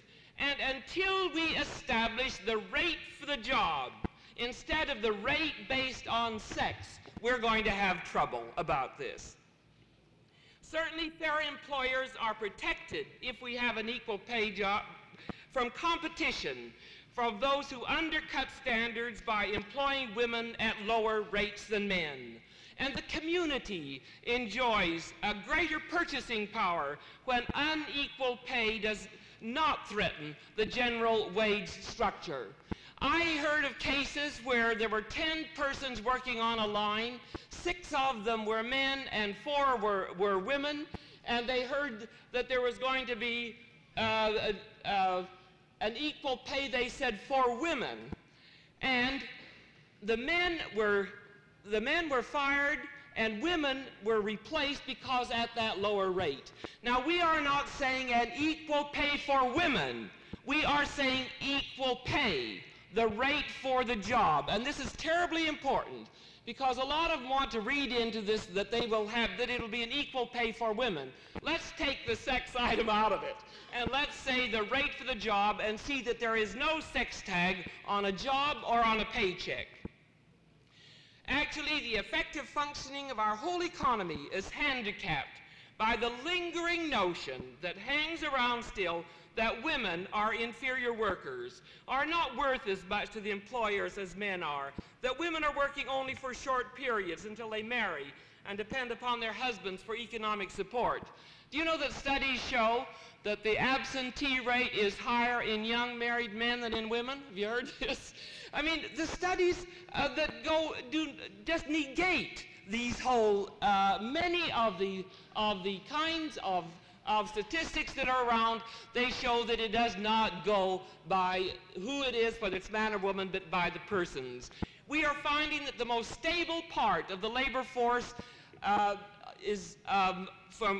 with women is those who are 35 years and above. They know that their kids are pretty well in school by then and they are ready to settle down. Actually, the average woman today, after her last child enters school, has between 25 and 30 years, if she stays home even while her children are small, when she will want to have be employed gainfully. So, we know in addition that with these women who are working, that there are close to 10 million women who are either single, widowed, or divorced. there are 5 million single women in the United States who are working. Now, a lot of these are young girls who will get married, and I hope they all get married. After all, this is what makes life good. But nevertheless, there are a lot of women that won't get married and that don't get married. And any kitchen philosophy that says they should just be home ignores their rights, because they do have a right to the job and the right to a future and the right to a career the same as anyone else has. In addition, there are 5 million who are widowed or divorced. There are over 4 million women in the country who are heads of families. And many of these women are the sole support of their family. These are facts that we cannot overlook. And certainly if we had an equal pay law, it would be one step toward assuring a measure of justice for these women who work for economic necessity and who need it. Actually, you know, the ILO has a convention, the International Labor Organization, for equal pay that has been signed now by 38 countries.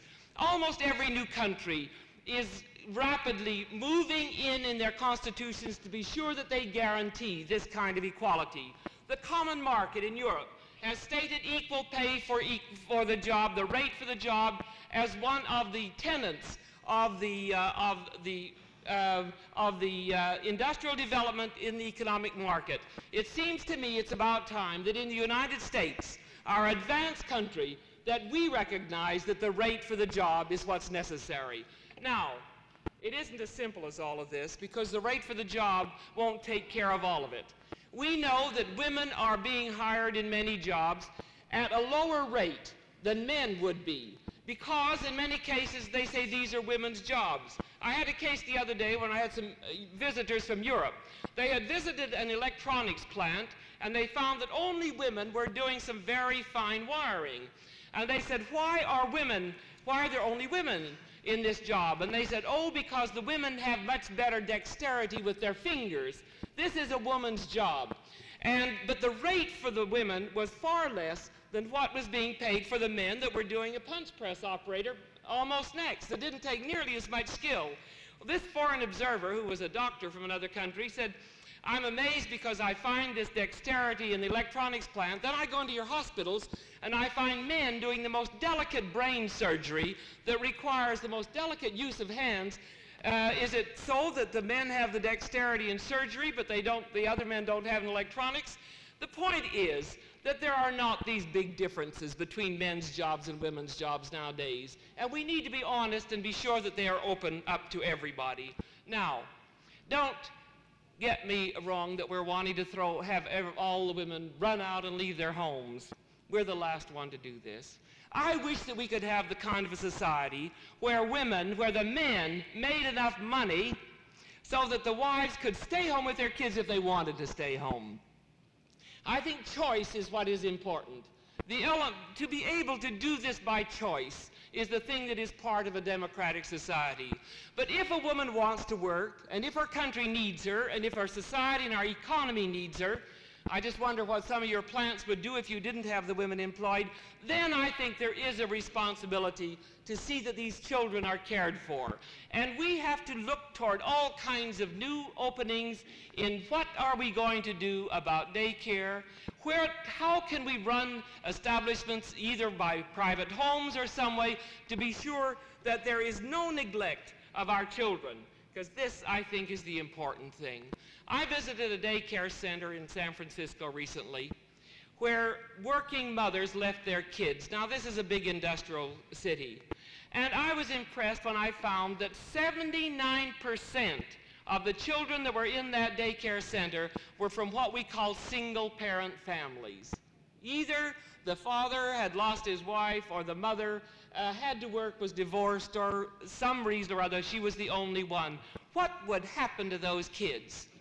The other day, when the Children's Bureau celebrated its 50th anniversary, we found in their statistics, they said that 400,000 kids of working mothers of low-income groups were unaccounted for. They didn't know how they were being cared for. These are some areas and problems that we have got to look at. We do know that this is happening. We know that the working wife is part of our whole statistic today. That half of the women who work in the United States are working wives, are the wives. But we know that the largest number who work with little kids are those whose husbands are in the very low group. So certainly we've got to be pushing for a better income for our wage earners and an increased standard of living. We get worrying about the future and where are the jobs coming from and what are we doing, and I don't worry about this. Well, I worry about it. Heavens, we all have to worry about it. But I think with a good imagination and with looking ahead, we can see where they're coming from. We have reached the stage in our economy where fewer and fewer workers are needed to produce the material goods, the houses, the cars, and the rest of it. Automation is there. It is taking over.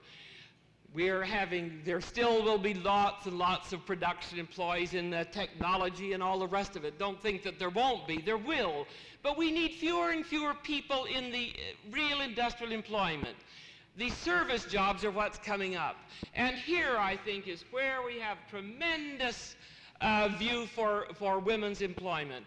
When you think of the untapped needs in our country in education, we have begun to think of what is possible in educating our kids.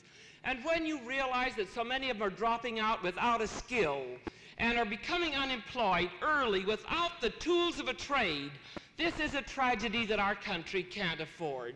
It's just as though in a democracy here we offer a child an 8th grade education or a high school education or a college education.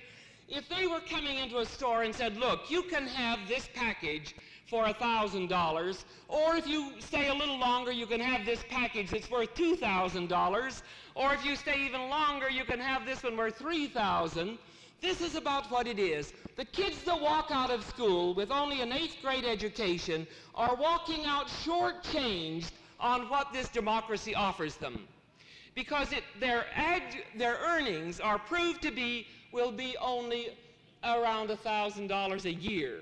This is the way it goes. But more education, the earnings are higher, and the higher, the more they are. We need to build schools. We need to open these opportunities for all of our kids, for all of them, and have them stay in school till they get a trade. The unemployed today are those without skills. I can't shout statistics to you because you know it. You know this yourself. But if we could expand in education, and I've been a teacher, and I know what you can do as a teacher when you have 15 kids and can really develop them to the height of their potential, or when you're teaching on short shifts with 30 or more. I know this. We know the tools. We know the way of doing it. If we can only bring that to the areas where it's needed, there could be a tremendous expansion in education, and we just haven't begun to know what the possibilities are. We haven't begun to know what they are in recreation. My goodness, someday won't we have a 35-hour week? I don't know when it'll come, but we'll have it. And certainly, when we are ready for that, when our economy is ready for that, think of the new industries that are going to open up in leisure activities, in travel, in all of these areas that will make life better. We have begun to think about it in terms of the cultural life of our communities, and this too opens up.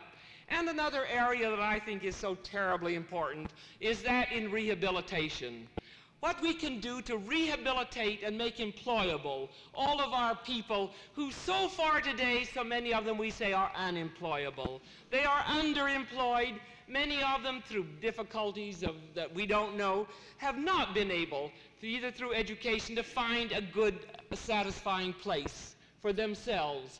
We have found that if you work with these people, we've learned it in many cities, these individuals can be put back into full use in our economy. They can become wage earners. They therefore become taxpayers.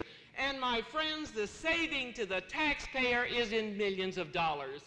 Communities that have learned that if they rehabilitate and take care of individuals rather than wait to put them on relief are finding that is a good tax, it's a good tax dollar saved. We know that there are expansion of jobs in these areas, and we know that it takes some imagination to do this. I think that we have it. It's going to take a long time. But my goodness, if we can send a man into space and we can go around the world in, what is it, such a little while, we can certainly know what we can do to bring all of this good life to what we want in our country. One of the little boys said the day he went to a library and said he wanted an exciting book. And the teacher gave him, said, oh, here's a good one, Around the World in 80 Days. Do you remember that one? 80 days, he said. Who wants to take 80 days to go around the world? So this is the time of moving ahead. When I realized that my parents walked across the plains just really 100 years ago without even automobiles or any of that, and what we are doing now, if we can make the progress, we can do it for our own society. And we can do it in relation to people. And this is the area that I think our great expansion needs. And here's where we need the women as well as the men. Thanks a lot.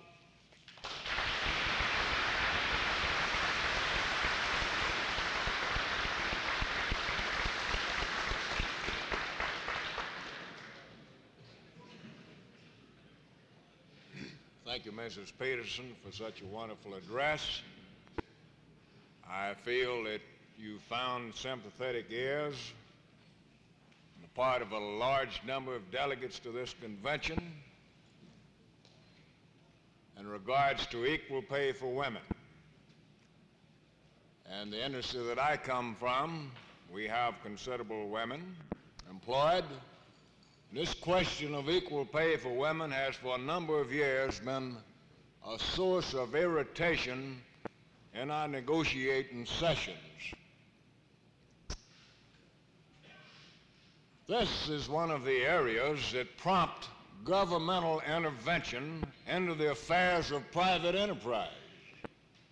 We hear an awful lot of talk these days about the government interfering in the affairs of business.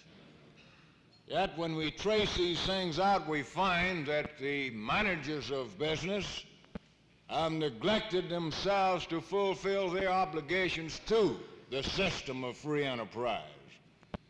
Therefore, I think this matter of governmental regulation is a matter that these people should concern themselves with. Ms. Peterson, it's a real pleasure to have you with us. We hope you can stay and participate with the affairs of our convention. We know that you have a press conference scheduled. Some of the newspaper reporters, I understand, want to talk with you. But when you finish your interview, we'd certainly be happy to have you come back.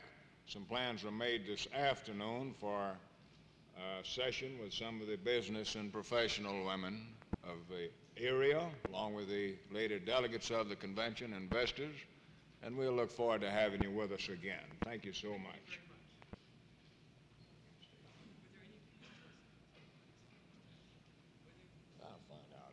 Ms. Peterson felt there might be someone here would like to ask a question or two. If you do, don't hesitate to do so. She'll do her best to answer, I'm sure. Young lady in the back. Do we have a mic back there? How about no one in the middle, huh? Come over here over there to the side, yes.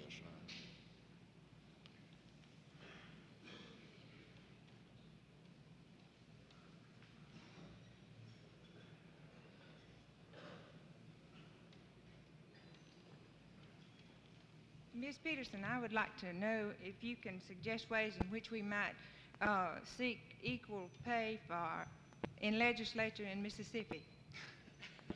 I'm delighted to answer that one. You want to know what you can do to help get equal pay through? Yes. Well, there are a number of things, if I may say so. In the first place, there is a bill before Congress now, a federal equal pay bill that has passed, the hearings have been completed in the House. I think one of the things you do is you let your representatives and senators know that when this bill comes up, if you're in favor of this, that you support this bill. Now that bill would cover all in interstate commerce. Now that does not mean that you have equal pay for those that are just your own state work. You see, it'd be just like the Fair Labor Standards Act that covers minimum wage for the industries that are in interstate commerce. And the same as needing a minimum wage in a state law to cover up the areas, the industries that are not covered by a federal law, then also one of the things you can consider is whether or not you want to get an equal pay bill through right here in your own state.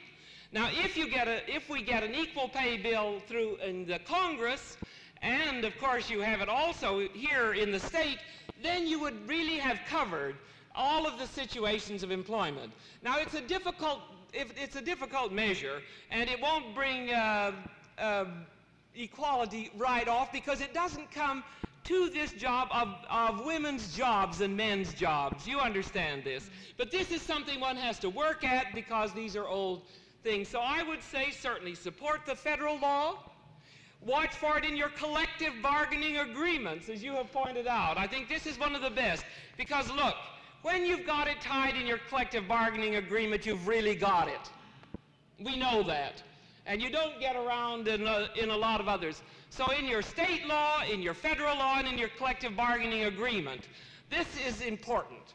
I think I might point out also that the President has appointed a commission on the status of women that is going to be studying this and receive cases. We have cases that are coming in so we can investigate them. It's good for you to write them to us so we can do something about collecting the information and getting it to the right place. But if you'll work on the federal level, on a state level, and on your collective bargaining agreements, and surely if you feel it this way, maybe your own convention might even take action. Who knows? Thank you. Thank you. Ms. Peterson, Mississippi has no child labor laws. Can the Department of Labor provide information about the effectiveness of child labor laws in other states? Yes, we can. We have a department there, the Bureau of Labor Standards, and its job is to help the state departments of labor to know what the situation is in other states and what the practice is. And we would be very, very happy to help in setting up standards for your child labor standards. I think you do have some, but I don't believe, as I recall, that I do think that there's a big area for you to work in this area. And while I'm on this, I think this whole question of labor standards, child labor standards, your hours standards, all of these really means that you need to have vigorous state action yourself. You really need a good state labor department to work with that and to work with us. And we in Washington will be glad to send experts to help you and to advise in any way we can on this whole question of child labor, which is another subject for another afternoon. Thank you. All right. Ms. Peterson, do you believe that the living standard in Mississippi will be elevated if a state minimum wage law is enacted? I would say that wherever a state minimum wage law has been enacted, in every place, in all the experience I've had, the standard of living has increased in those states, very definitely. And we have even found that where in some of this, a recent study that came to my attention was that when the recent federal minimum wage law went into effect with the increase, that in a few communities there were a large number of people that went off relief. I think it's terribly important for a society to look at this situation when there are hundreds of people that are working the full 40 hours a week and still do not make enough money to live on. We have found in some situations where persons are working the full hours and yet their wages are so low that they are eligible for relief. Now this means that the community is subsidizing employers that are refusing to bring their employment standards up. And I am a firm believer in ground rules. I'm a firm believer in minimum wages, and I do hope that you can get a state minimum wage law. Ms. Peterson, I understand that the Department of Labor has assisted in programs to establish day nursery service. How may we obtain information on such a program? then write me a letter. Because we are extremely anxious, as I pointed out, to be sure that where women must work and where they have small children, that we help these women to be sure that these children do not suffer. Now, the Children's Bureau in the Department of Health, Education, and Welfare has a big program in relation to this. We work with it in relation to working mothers. And it is possible to get matching grants for some communities, for areas, if you feel that there is a real need. One of the things that we hope to do in the Department of Labor is to help advise mothers whether it is good for them to work or not to work. I think we have to be sure that these women make wise choices. Sometimes it costs lots more for them to leave, and sometimes it's very hard on the children.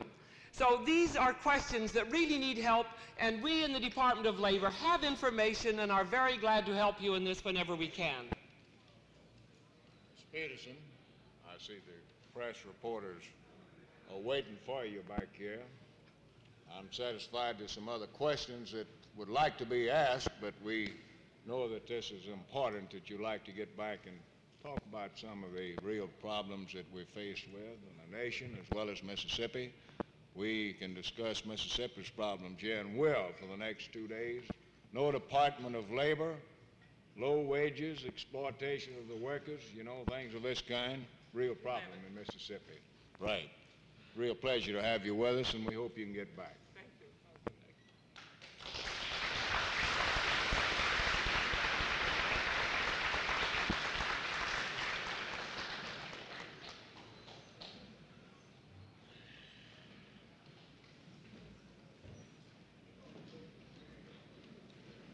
Stand up, stretch if you want to.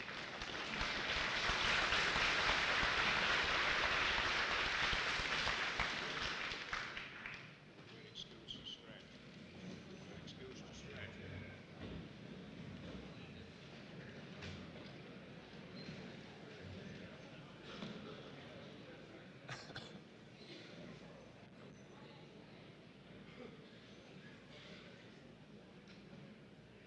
It's my understanding that the Constitution and Bylaws Committee has met, that they're now in a position to report out resolution number 3 that we mentioned this morning. So before we recognize and introduce our next speaker, I'm going to call on the chairman of the Constitution and Bylaws Committee to give us a report, Brother Ray Smithhart.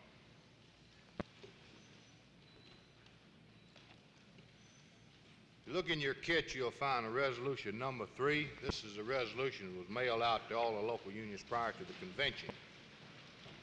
This resolution deals with the election of officers.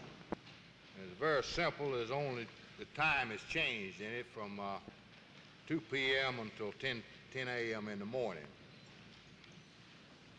Resolution number 3, submitted by the Executive Board. Whereas the election of officers, tabulation of ballots requires several hours of time before the election is completed. And whereas the last regular convention held in Vicksburg, a substantial number of delegates had already left the convention before the results of the election were known. And whereas it would be much more convenient for all delegates in attendance and those conducting an election if the time for election of officers were advanced to an early hour. Therefore, be it resolved that Article 6, Section 5 be changed to 10 a.m. rather than 2 p.m., and be it further resolved that this section become effective immediately upon adoption. The committee so moves.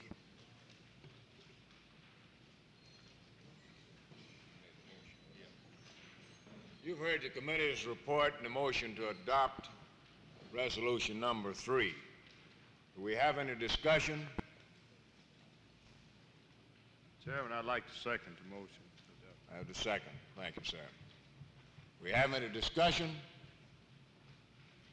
If not, all in favor of the motion signify it by saying aye. Aye. All opposed? Motion carried and so ordered. Brother Smithhart requests the Constitution and Bylaws Committee to come back in Parlor B with him. He wants to have another meeting of that committee.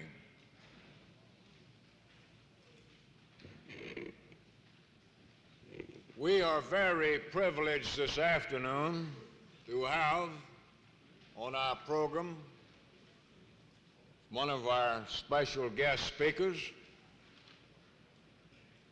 a young man from my own home county who I have known for a number of years and have learned to admire. Even though he's not a member of a labor union, at least not the kind that we normally refer to, he's a member of the Bar Association, a real strong union, not affiliated with the AFL-CIO. His views are very similar to the views of the people that we represent, the causes that he fight for are similar to the things that we attempt to accomplish. The young man was elected chairman of the Jackson County Democratic Executive Committee something like 6 years ago. Under his leadership, the Democratic Party in Jackson County really moved forward and proceeded to accomplish the objective that a Democratic committee is expected to accomplish. The party machinery in this county had been in the hands of the Mossbacks for years and years, the reactionaries that run the party of Jackson County. Under his leadership, the party now is in the hands of the people, and the Democratic Party in that section can be justly proud of the work of this young man. At the last convention of the Young Democrats of Mississippi, Bob Oswald was elected the president of that organization. It's been my privilege to have met and associated myself with a number of the young men serving on the executive board, I believe it is, of the Young Democrats of Mississippi. And I find that by far and large, the views of this group of people are the views that we need in the state of Mississippi if we're going to get off of the bottom of the ladder.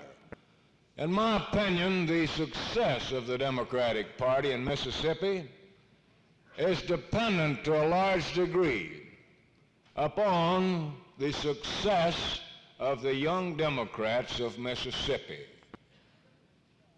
I think that I would be correct in making this statement that we have a large number of people in this convention hall here today that consider themselves Democrats. I'm satisfied that some of you will probably want to meet this young man tonight. He's going to be here for the dance. Without any further ado, it gives me a great deal of pleasure to present to you my personal friend of long standing, Robert Oswald, President of the Young Democrats of Mississippi. Bob.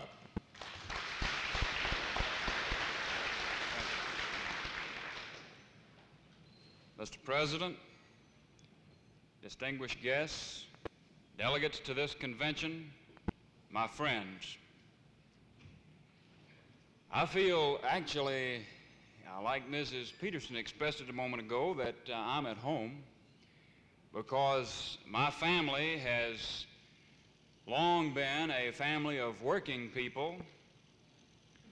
And in fact, I think that my family here today probably represents the oldest member of organized labor in your convention hall here. My grandfather is with me, and he has been a member of the International Brotherhood of Locomotive Engineers for years and years until his retirement and past that, and he's now 87 years of age, and he's out here with me today. So I know what the labor movement is about. My grandfather is back over here. Granddad, would you stand up over there?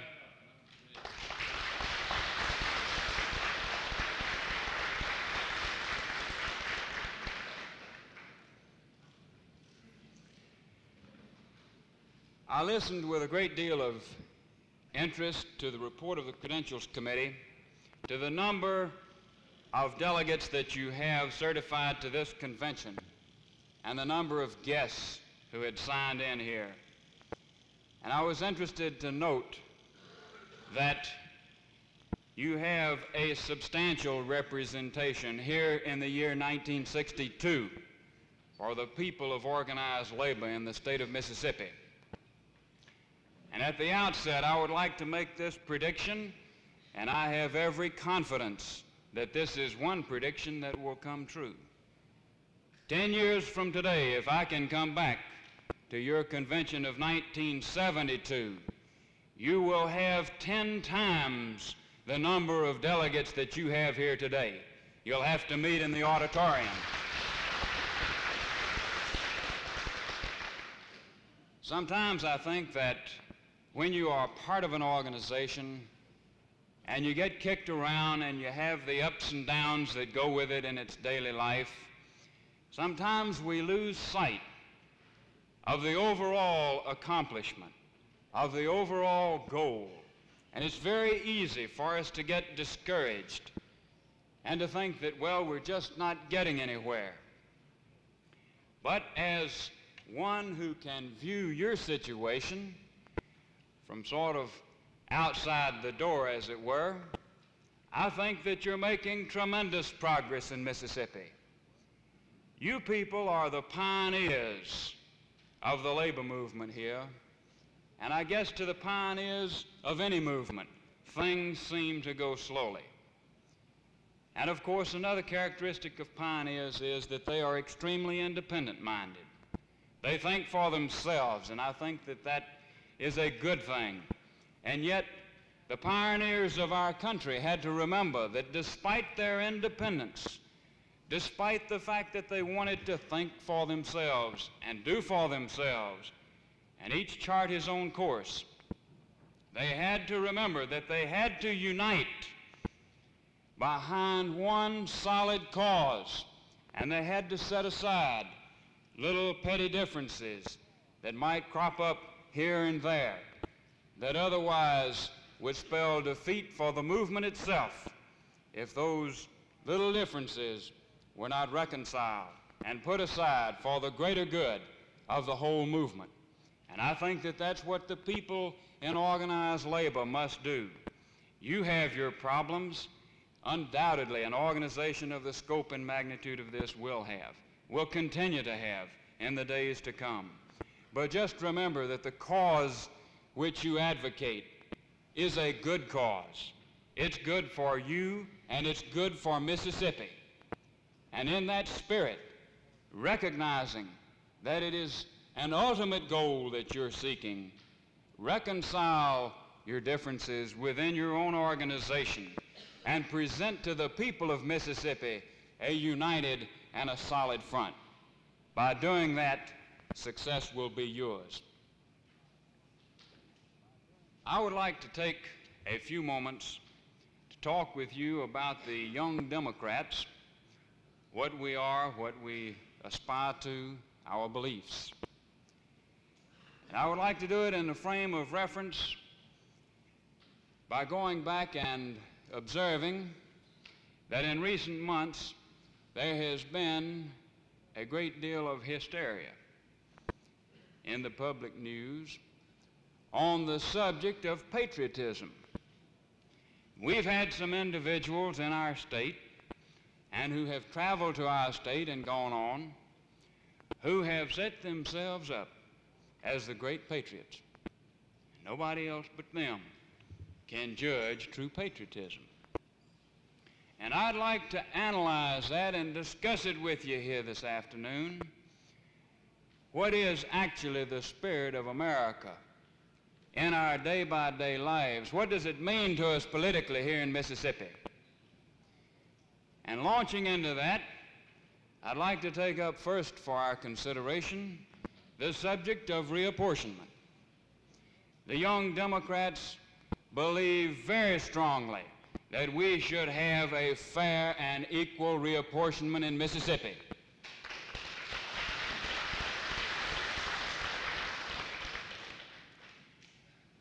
We are hopeful, and I use that term advisedly, we're hopeful that this legislature and that this governor will make Mississippi a shining example for all of the other states of the Union that are plagued with the problem of reapportionment.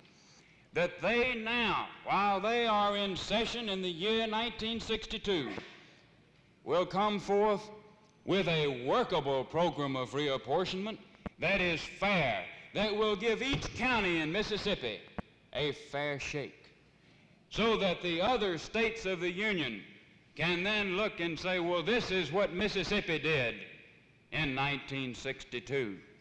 This is a model of enlightenment, and we can pattern our state action after them. We hope that such as that may occur. We are fearful, however, that the crawfish leadership that has been exhibited on the Hill is going to sit back and do nothing and kick it around and continue to make it a political football. And when the session ends, there will be no real reapportionment. And then those great patriots are going to scream and cry, and they're going to wave the flag in one hand, and they're going to say, oh, we believe in states' rights down here. States' rights, but we're not willing to give it to the individual counties in Mississippi. And you will really hear some nailing and crying for sure when some citizen decides to go into federal court. But let me tell you this, it won't be the citizen that puts the matter of reapportionment in the hands of the federal courts. It will be the lack of leadership in the state administration in Mississippi.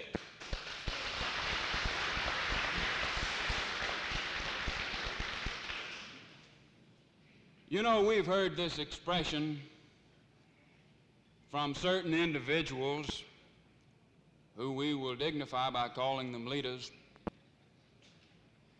that they believe in local self-government. Let the people decide for themselves. Laissez-faire in government. That's their attitude. And all that is a smokescreen and a cover-up for the vested interests in this state to rape the working man.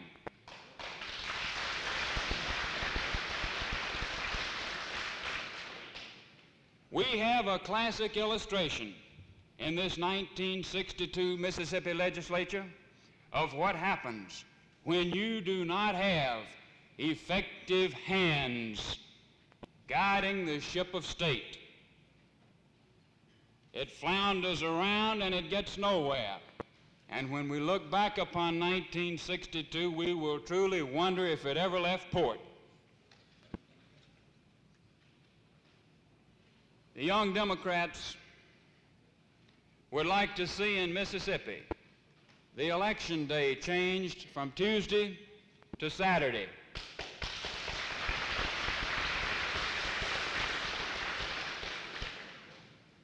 In America, we believe that the people are supposed to elect the public servants. And by putting the election date on Saturday, more people can participate in the elections. And that, we think, is a part of the true spirit of America. That's an everyday thing. That is something that can be done. And all it takes is a little leadership and not crawfishing. Mrs. Peterson touched on the subject of education and very capably illustrated the advantage to the child and to our society when we have an effective education program. And the Young Democrats have consistently supported higher pay for our teachers.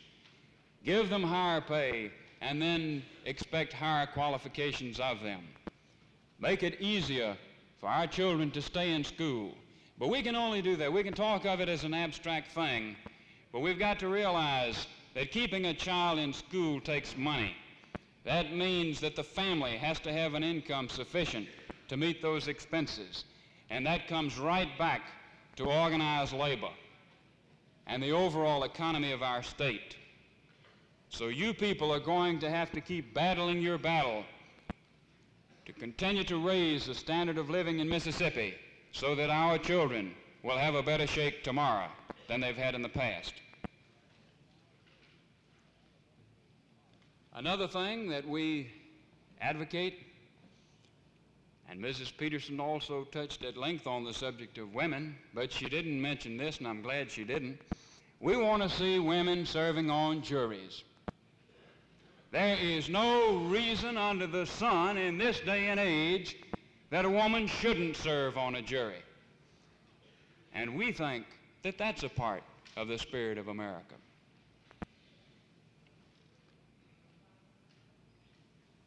On the subject of our state government, there's another effective thing that comes down to our day-to-day living that should be of interest to all of us, and that's a question of our state tax laws pertaining to the ad valorem assessment on your home and your property. As it stands right now, the law is designed to give the maximum advantage to the land sharks in Mississippi, to the millionaires who can send people down to sit in on the day the tax sales are held and bid the property in for $5 or $10 or $15, and then when 2 years pass, they can hire a lawyer to go down there to the courthouse and confirm the title, and when they've done that, then they send the eviction notice out. Get off of your property out here. It's not yours anymore. You didn't pay $17 tax 2 years ago, and I bought it in. Down in my county, Jackson County, there's a millionaire from over the coast that comes down there every time we have a tax sale, and he buys everything that they have on the books. What we would like to see in Mississippi is a complete rewriting of that particular phase of our law to provide that individuals cannot buy property at tax sales. Require that it revert either to the city or to the state, and then give the individual who owned that property at the time it's sold the first opportunity to buy it by paying the taxes plus a reasonable penalty for his failure to have paid them on time, and give him legal notice. Give him legal notice of the fact that he's going to have a certain length of time in which to do this. Have the sheriff go out and serve it on him as if he were serving a summons, and be certain that he gets it in his hand. Those things can be done. But then if the individual still does not see fit to come in and pay the tax and doesn't want to get the property back, then let the city or let the state sell it, but sell it for its fair value. That can easily be done. That way the public gets the benefit, and it puts the land sharks out of business. And we think that that is a part of the spirit of America.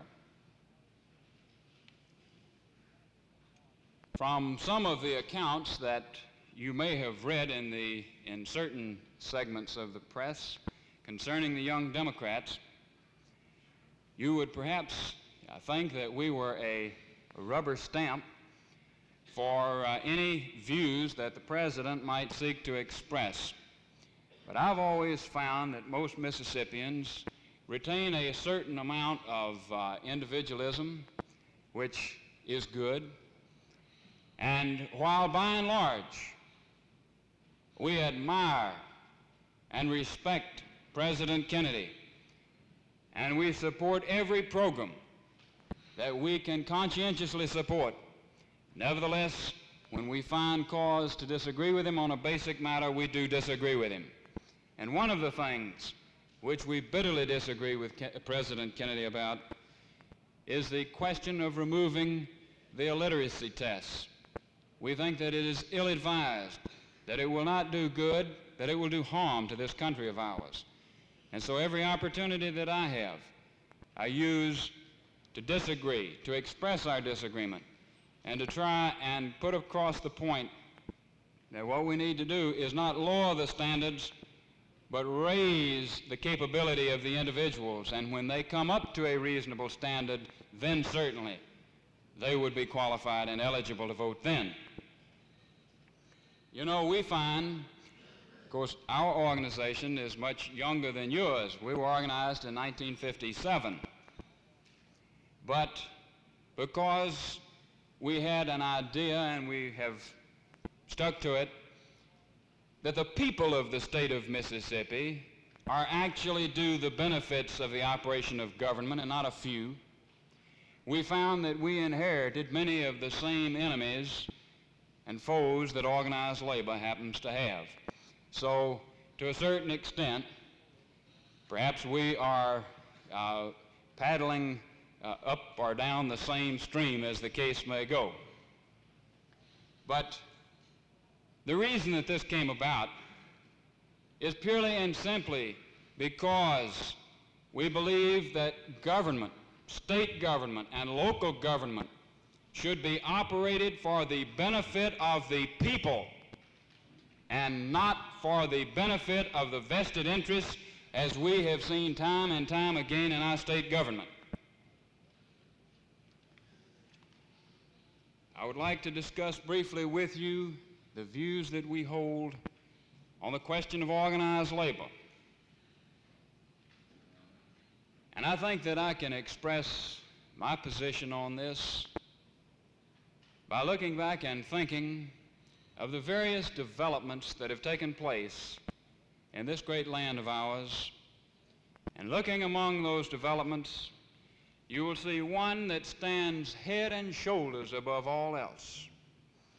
The greatest single contribution to the welfare of the average people in America has been the development of collective bargaining in the United States.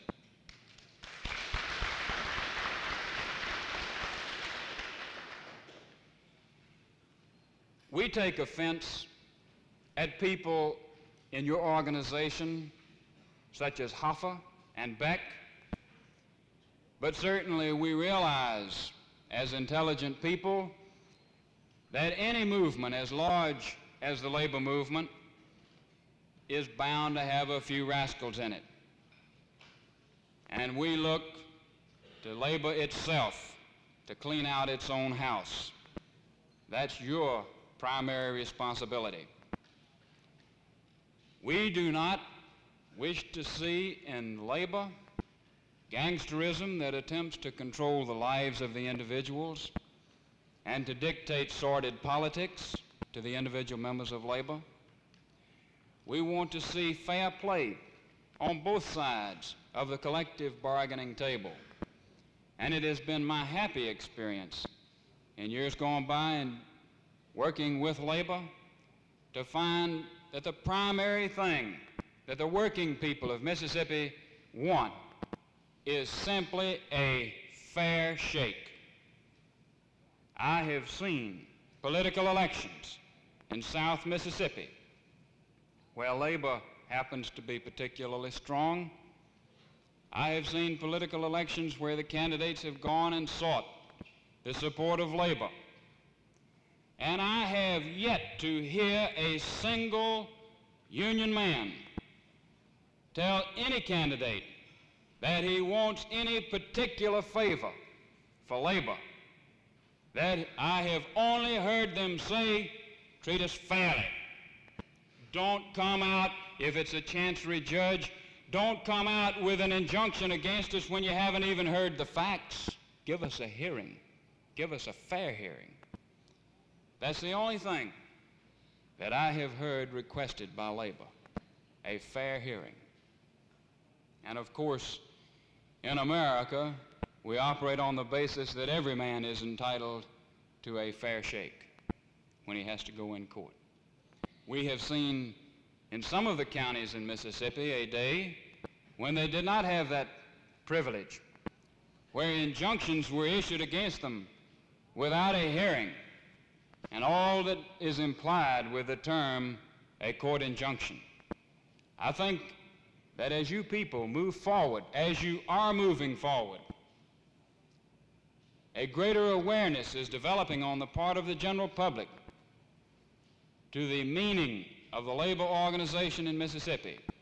And there is even beginning to develop an appreciation of that simple fact that where you have organized labor, you have the highest standard of living within the community. You can take it and apply it on a county-by-county basis in Mississippi, and without fail the rule will prove itself that organized labor increases the standard of living of the community. And I think the classic illustration in Mississippi is Claude's County and my county of Jackson, which is the most highly organized labor county in the state. And it is no coincidence that we enjoy the highest per capita income in Jackson County of all of the counties in Mississippi. And organized labor can take credit for that.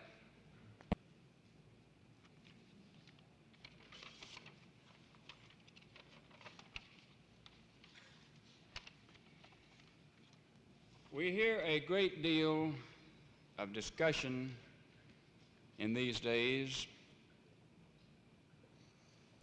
concerning getting government out of various activities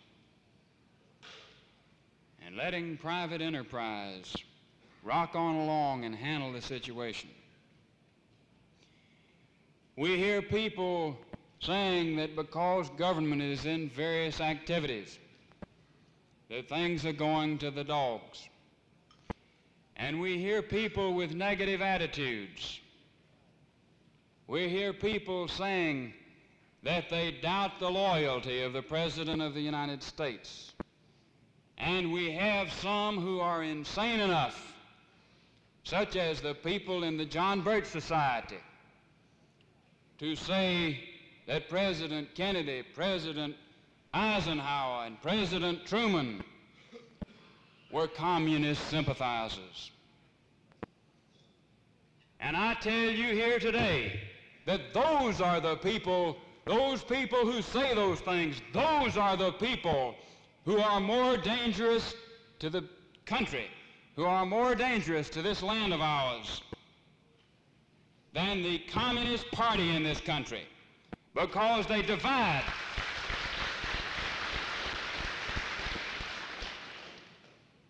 They divide our people. They sow discord everywhere they go. And I have yet to hear a single one of them come up with a constructive program.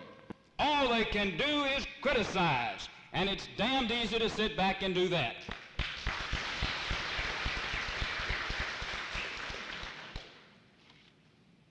A person who seeks to capture the public imagination and to sway public opinion has a responsibility, if not to his organization, if not to his conscience, if not to his community, and if not to his family, rising above all, he does have an obligation to America. And these people have forgotten it, and they are the ones who are hurting us. We, the young Democrats in Mississippi, and throughout America for that matter, are proud to be Americans. But we do not share this defeatism. We do not think America is a second-rate nation. We think that it's the greatest land on God's green earth. We're proud of it.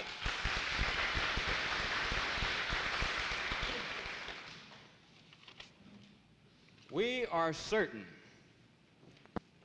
that if individually and collectively Americans will maintain their common sense and apply it to the problems that we have confronting us, that we will maintain our progress, we will triumph over communism, just as we triumphed over fascism, Hitler's fascism, Mussolini's, and all of the rest in World War II. and go back to World War I. And as a matter of fact, from the beginning of this country forward, because the American spirit is one that cannot be defeated as long as its people stick together. Organized labor has this same responsibility to America that the individual has. And in expressing your obligation to America, the obligation of your entire movement, I think it must be in terms of what will best advance our nation, what will keep America strong. Actually, organized labor is the backbone strength of this country. And as such, it must keep its own house clean. It must keep its own organization strong. And it must let there never be a deviation from loyalty, from integrity, from basic good old Americanism. There hasn't been in the labor movement. And yet there are those who would like to link you with some sinister type movement, and especially has that been popular in Mississippi. But you people assembled here in 1962 will look back with pride in 1972 that you were the pioneers of the labor movement here in Mississippi, because it isn't just labor that you're pioneering, you're also pioneering the rights of the people of Mississippi. When all is said and done, it takes all of us to make up the people. Within 10 years' time, we will see a complete change in the economic structure in Mississippi. We will see a complete change in the political structure in Mississippi. There will be reapportionment within that period of time. There will be a greater recognition of the average man in Mississippi. The young Democrats look forward to that day. We know that you do too. Thank you very much.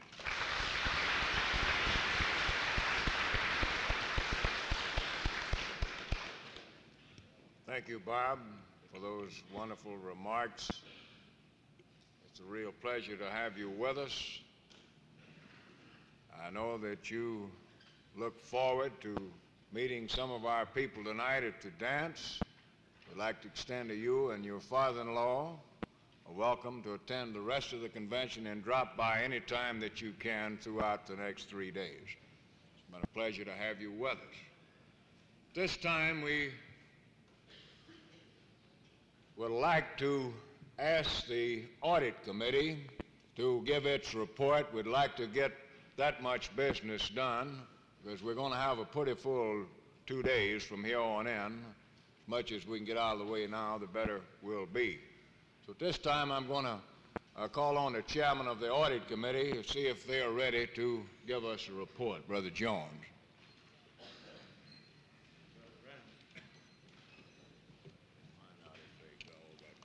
Does everyone have a copy? If you don't have, raise your hand. We'll see that you get one. We handed out the copies right after lunch to each one as it came in the door, and some had already seated.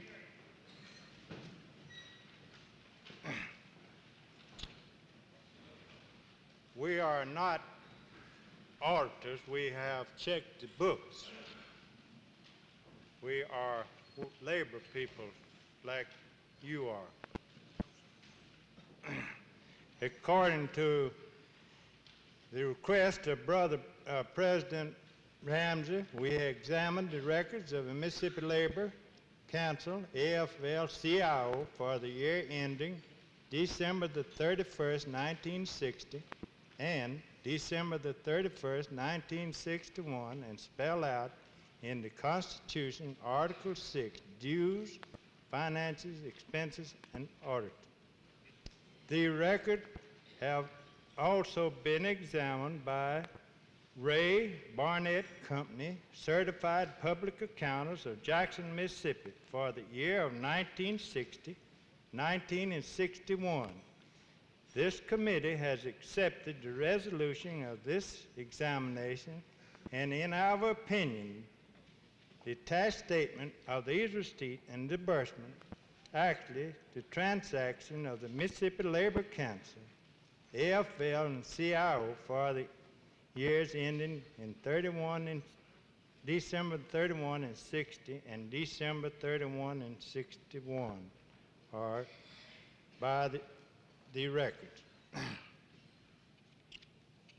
Mr. Chairman, this is our recommendation that this report be accepted, and we make a move that to accept our recommendation. You've heard the committee's report, motion to adopt. We have a second. We're having a discussion on the motion. Brother Allen, would you? Yes.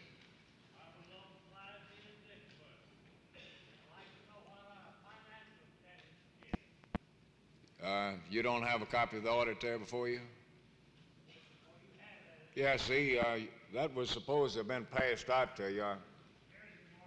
If you don't all have a copy, raise your hand. We'll ask the sergeant at arms. That evidently it's not, everyone doesn't have one. Just hold your hand. We'll make sure you get one. It's all in the audit. The audit committee has checked the audit of the public certified accountant. That this was a 2-year audit, been a 2-year convention.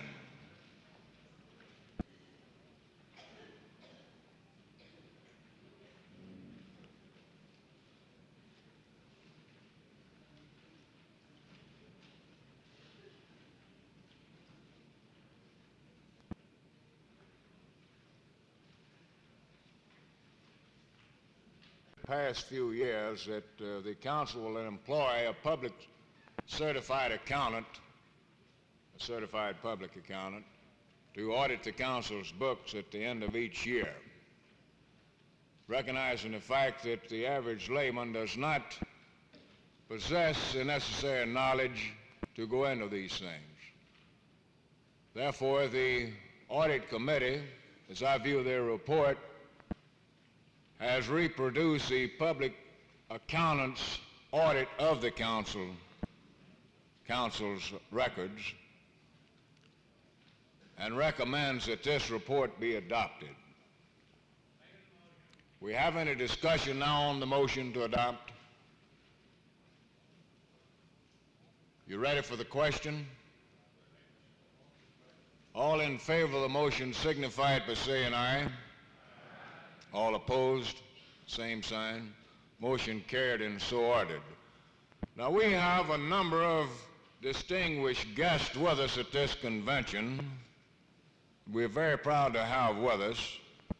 Due to the lateness of the hour, I'm going to wait until tomorrow to recognize those people because we have a number of committees I know that want to meet. We have the coffee hour for Mrs. Peterson that a lot of you want to go to, and I know you want to have a few minutes between some of these functions.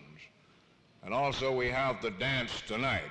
So we'd like to invite all the guests we have present to come back tomorrow, spend as much time as you can with us, and at that time we will introduce you to the convention. Now, before we adjourn for the day, we have a number of announcements to make.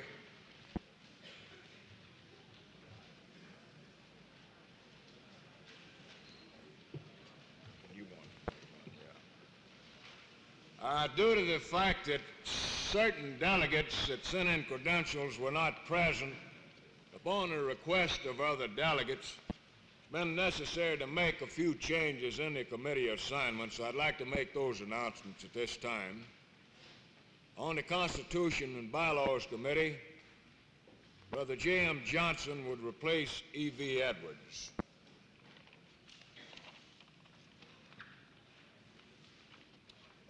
On the Resolutions Committee, I believe that's Mrs. Claudia Watts, would replace William J. Provence. And on the same committee, Brother O'Neill would replace Brother Moss from the same local. That's on the Resolutions Committee.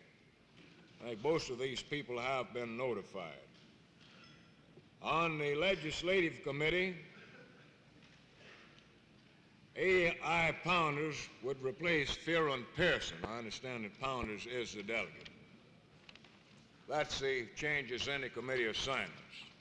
Now, we've been requested to make a few announcements for some of the committees, and of course we have other people that want to make announcements also.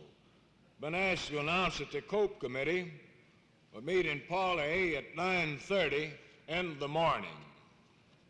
9:30 in the morning, the COPE Committee in Parlor A. If you're not sure about that committee or any of the committees when we adjourn, if you'll stop by here, I'll refresh your memory on that.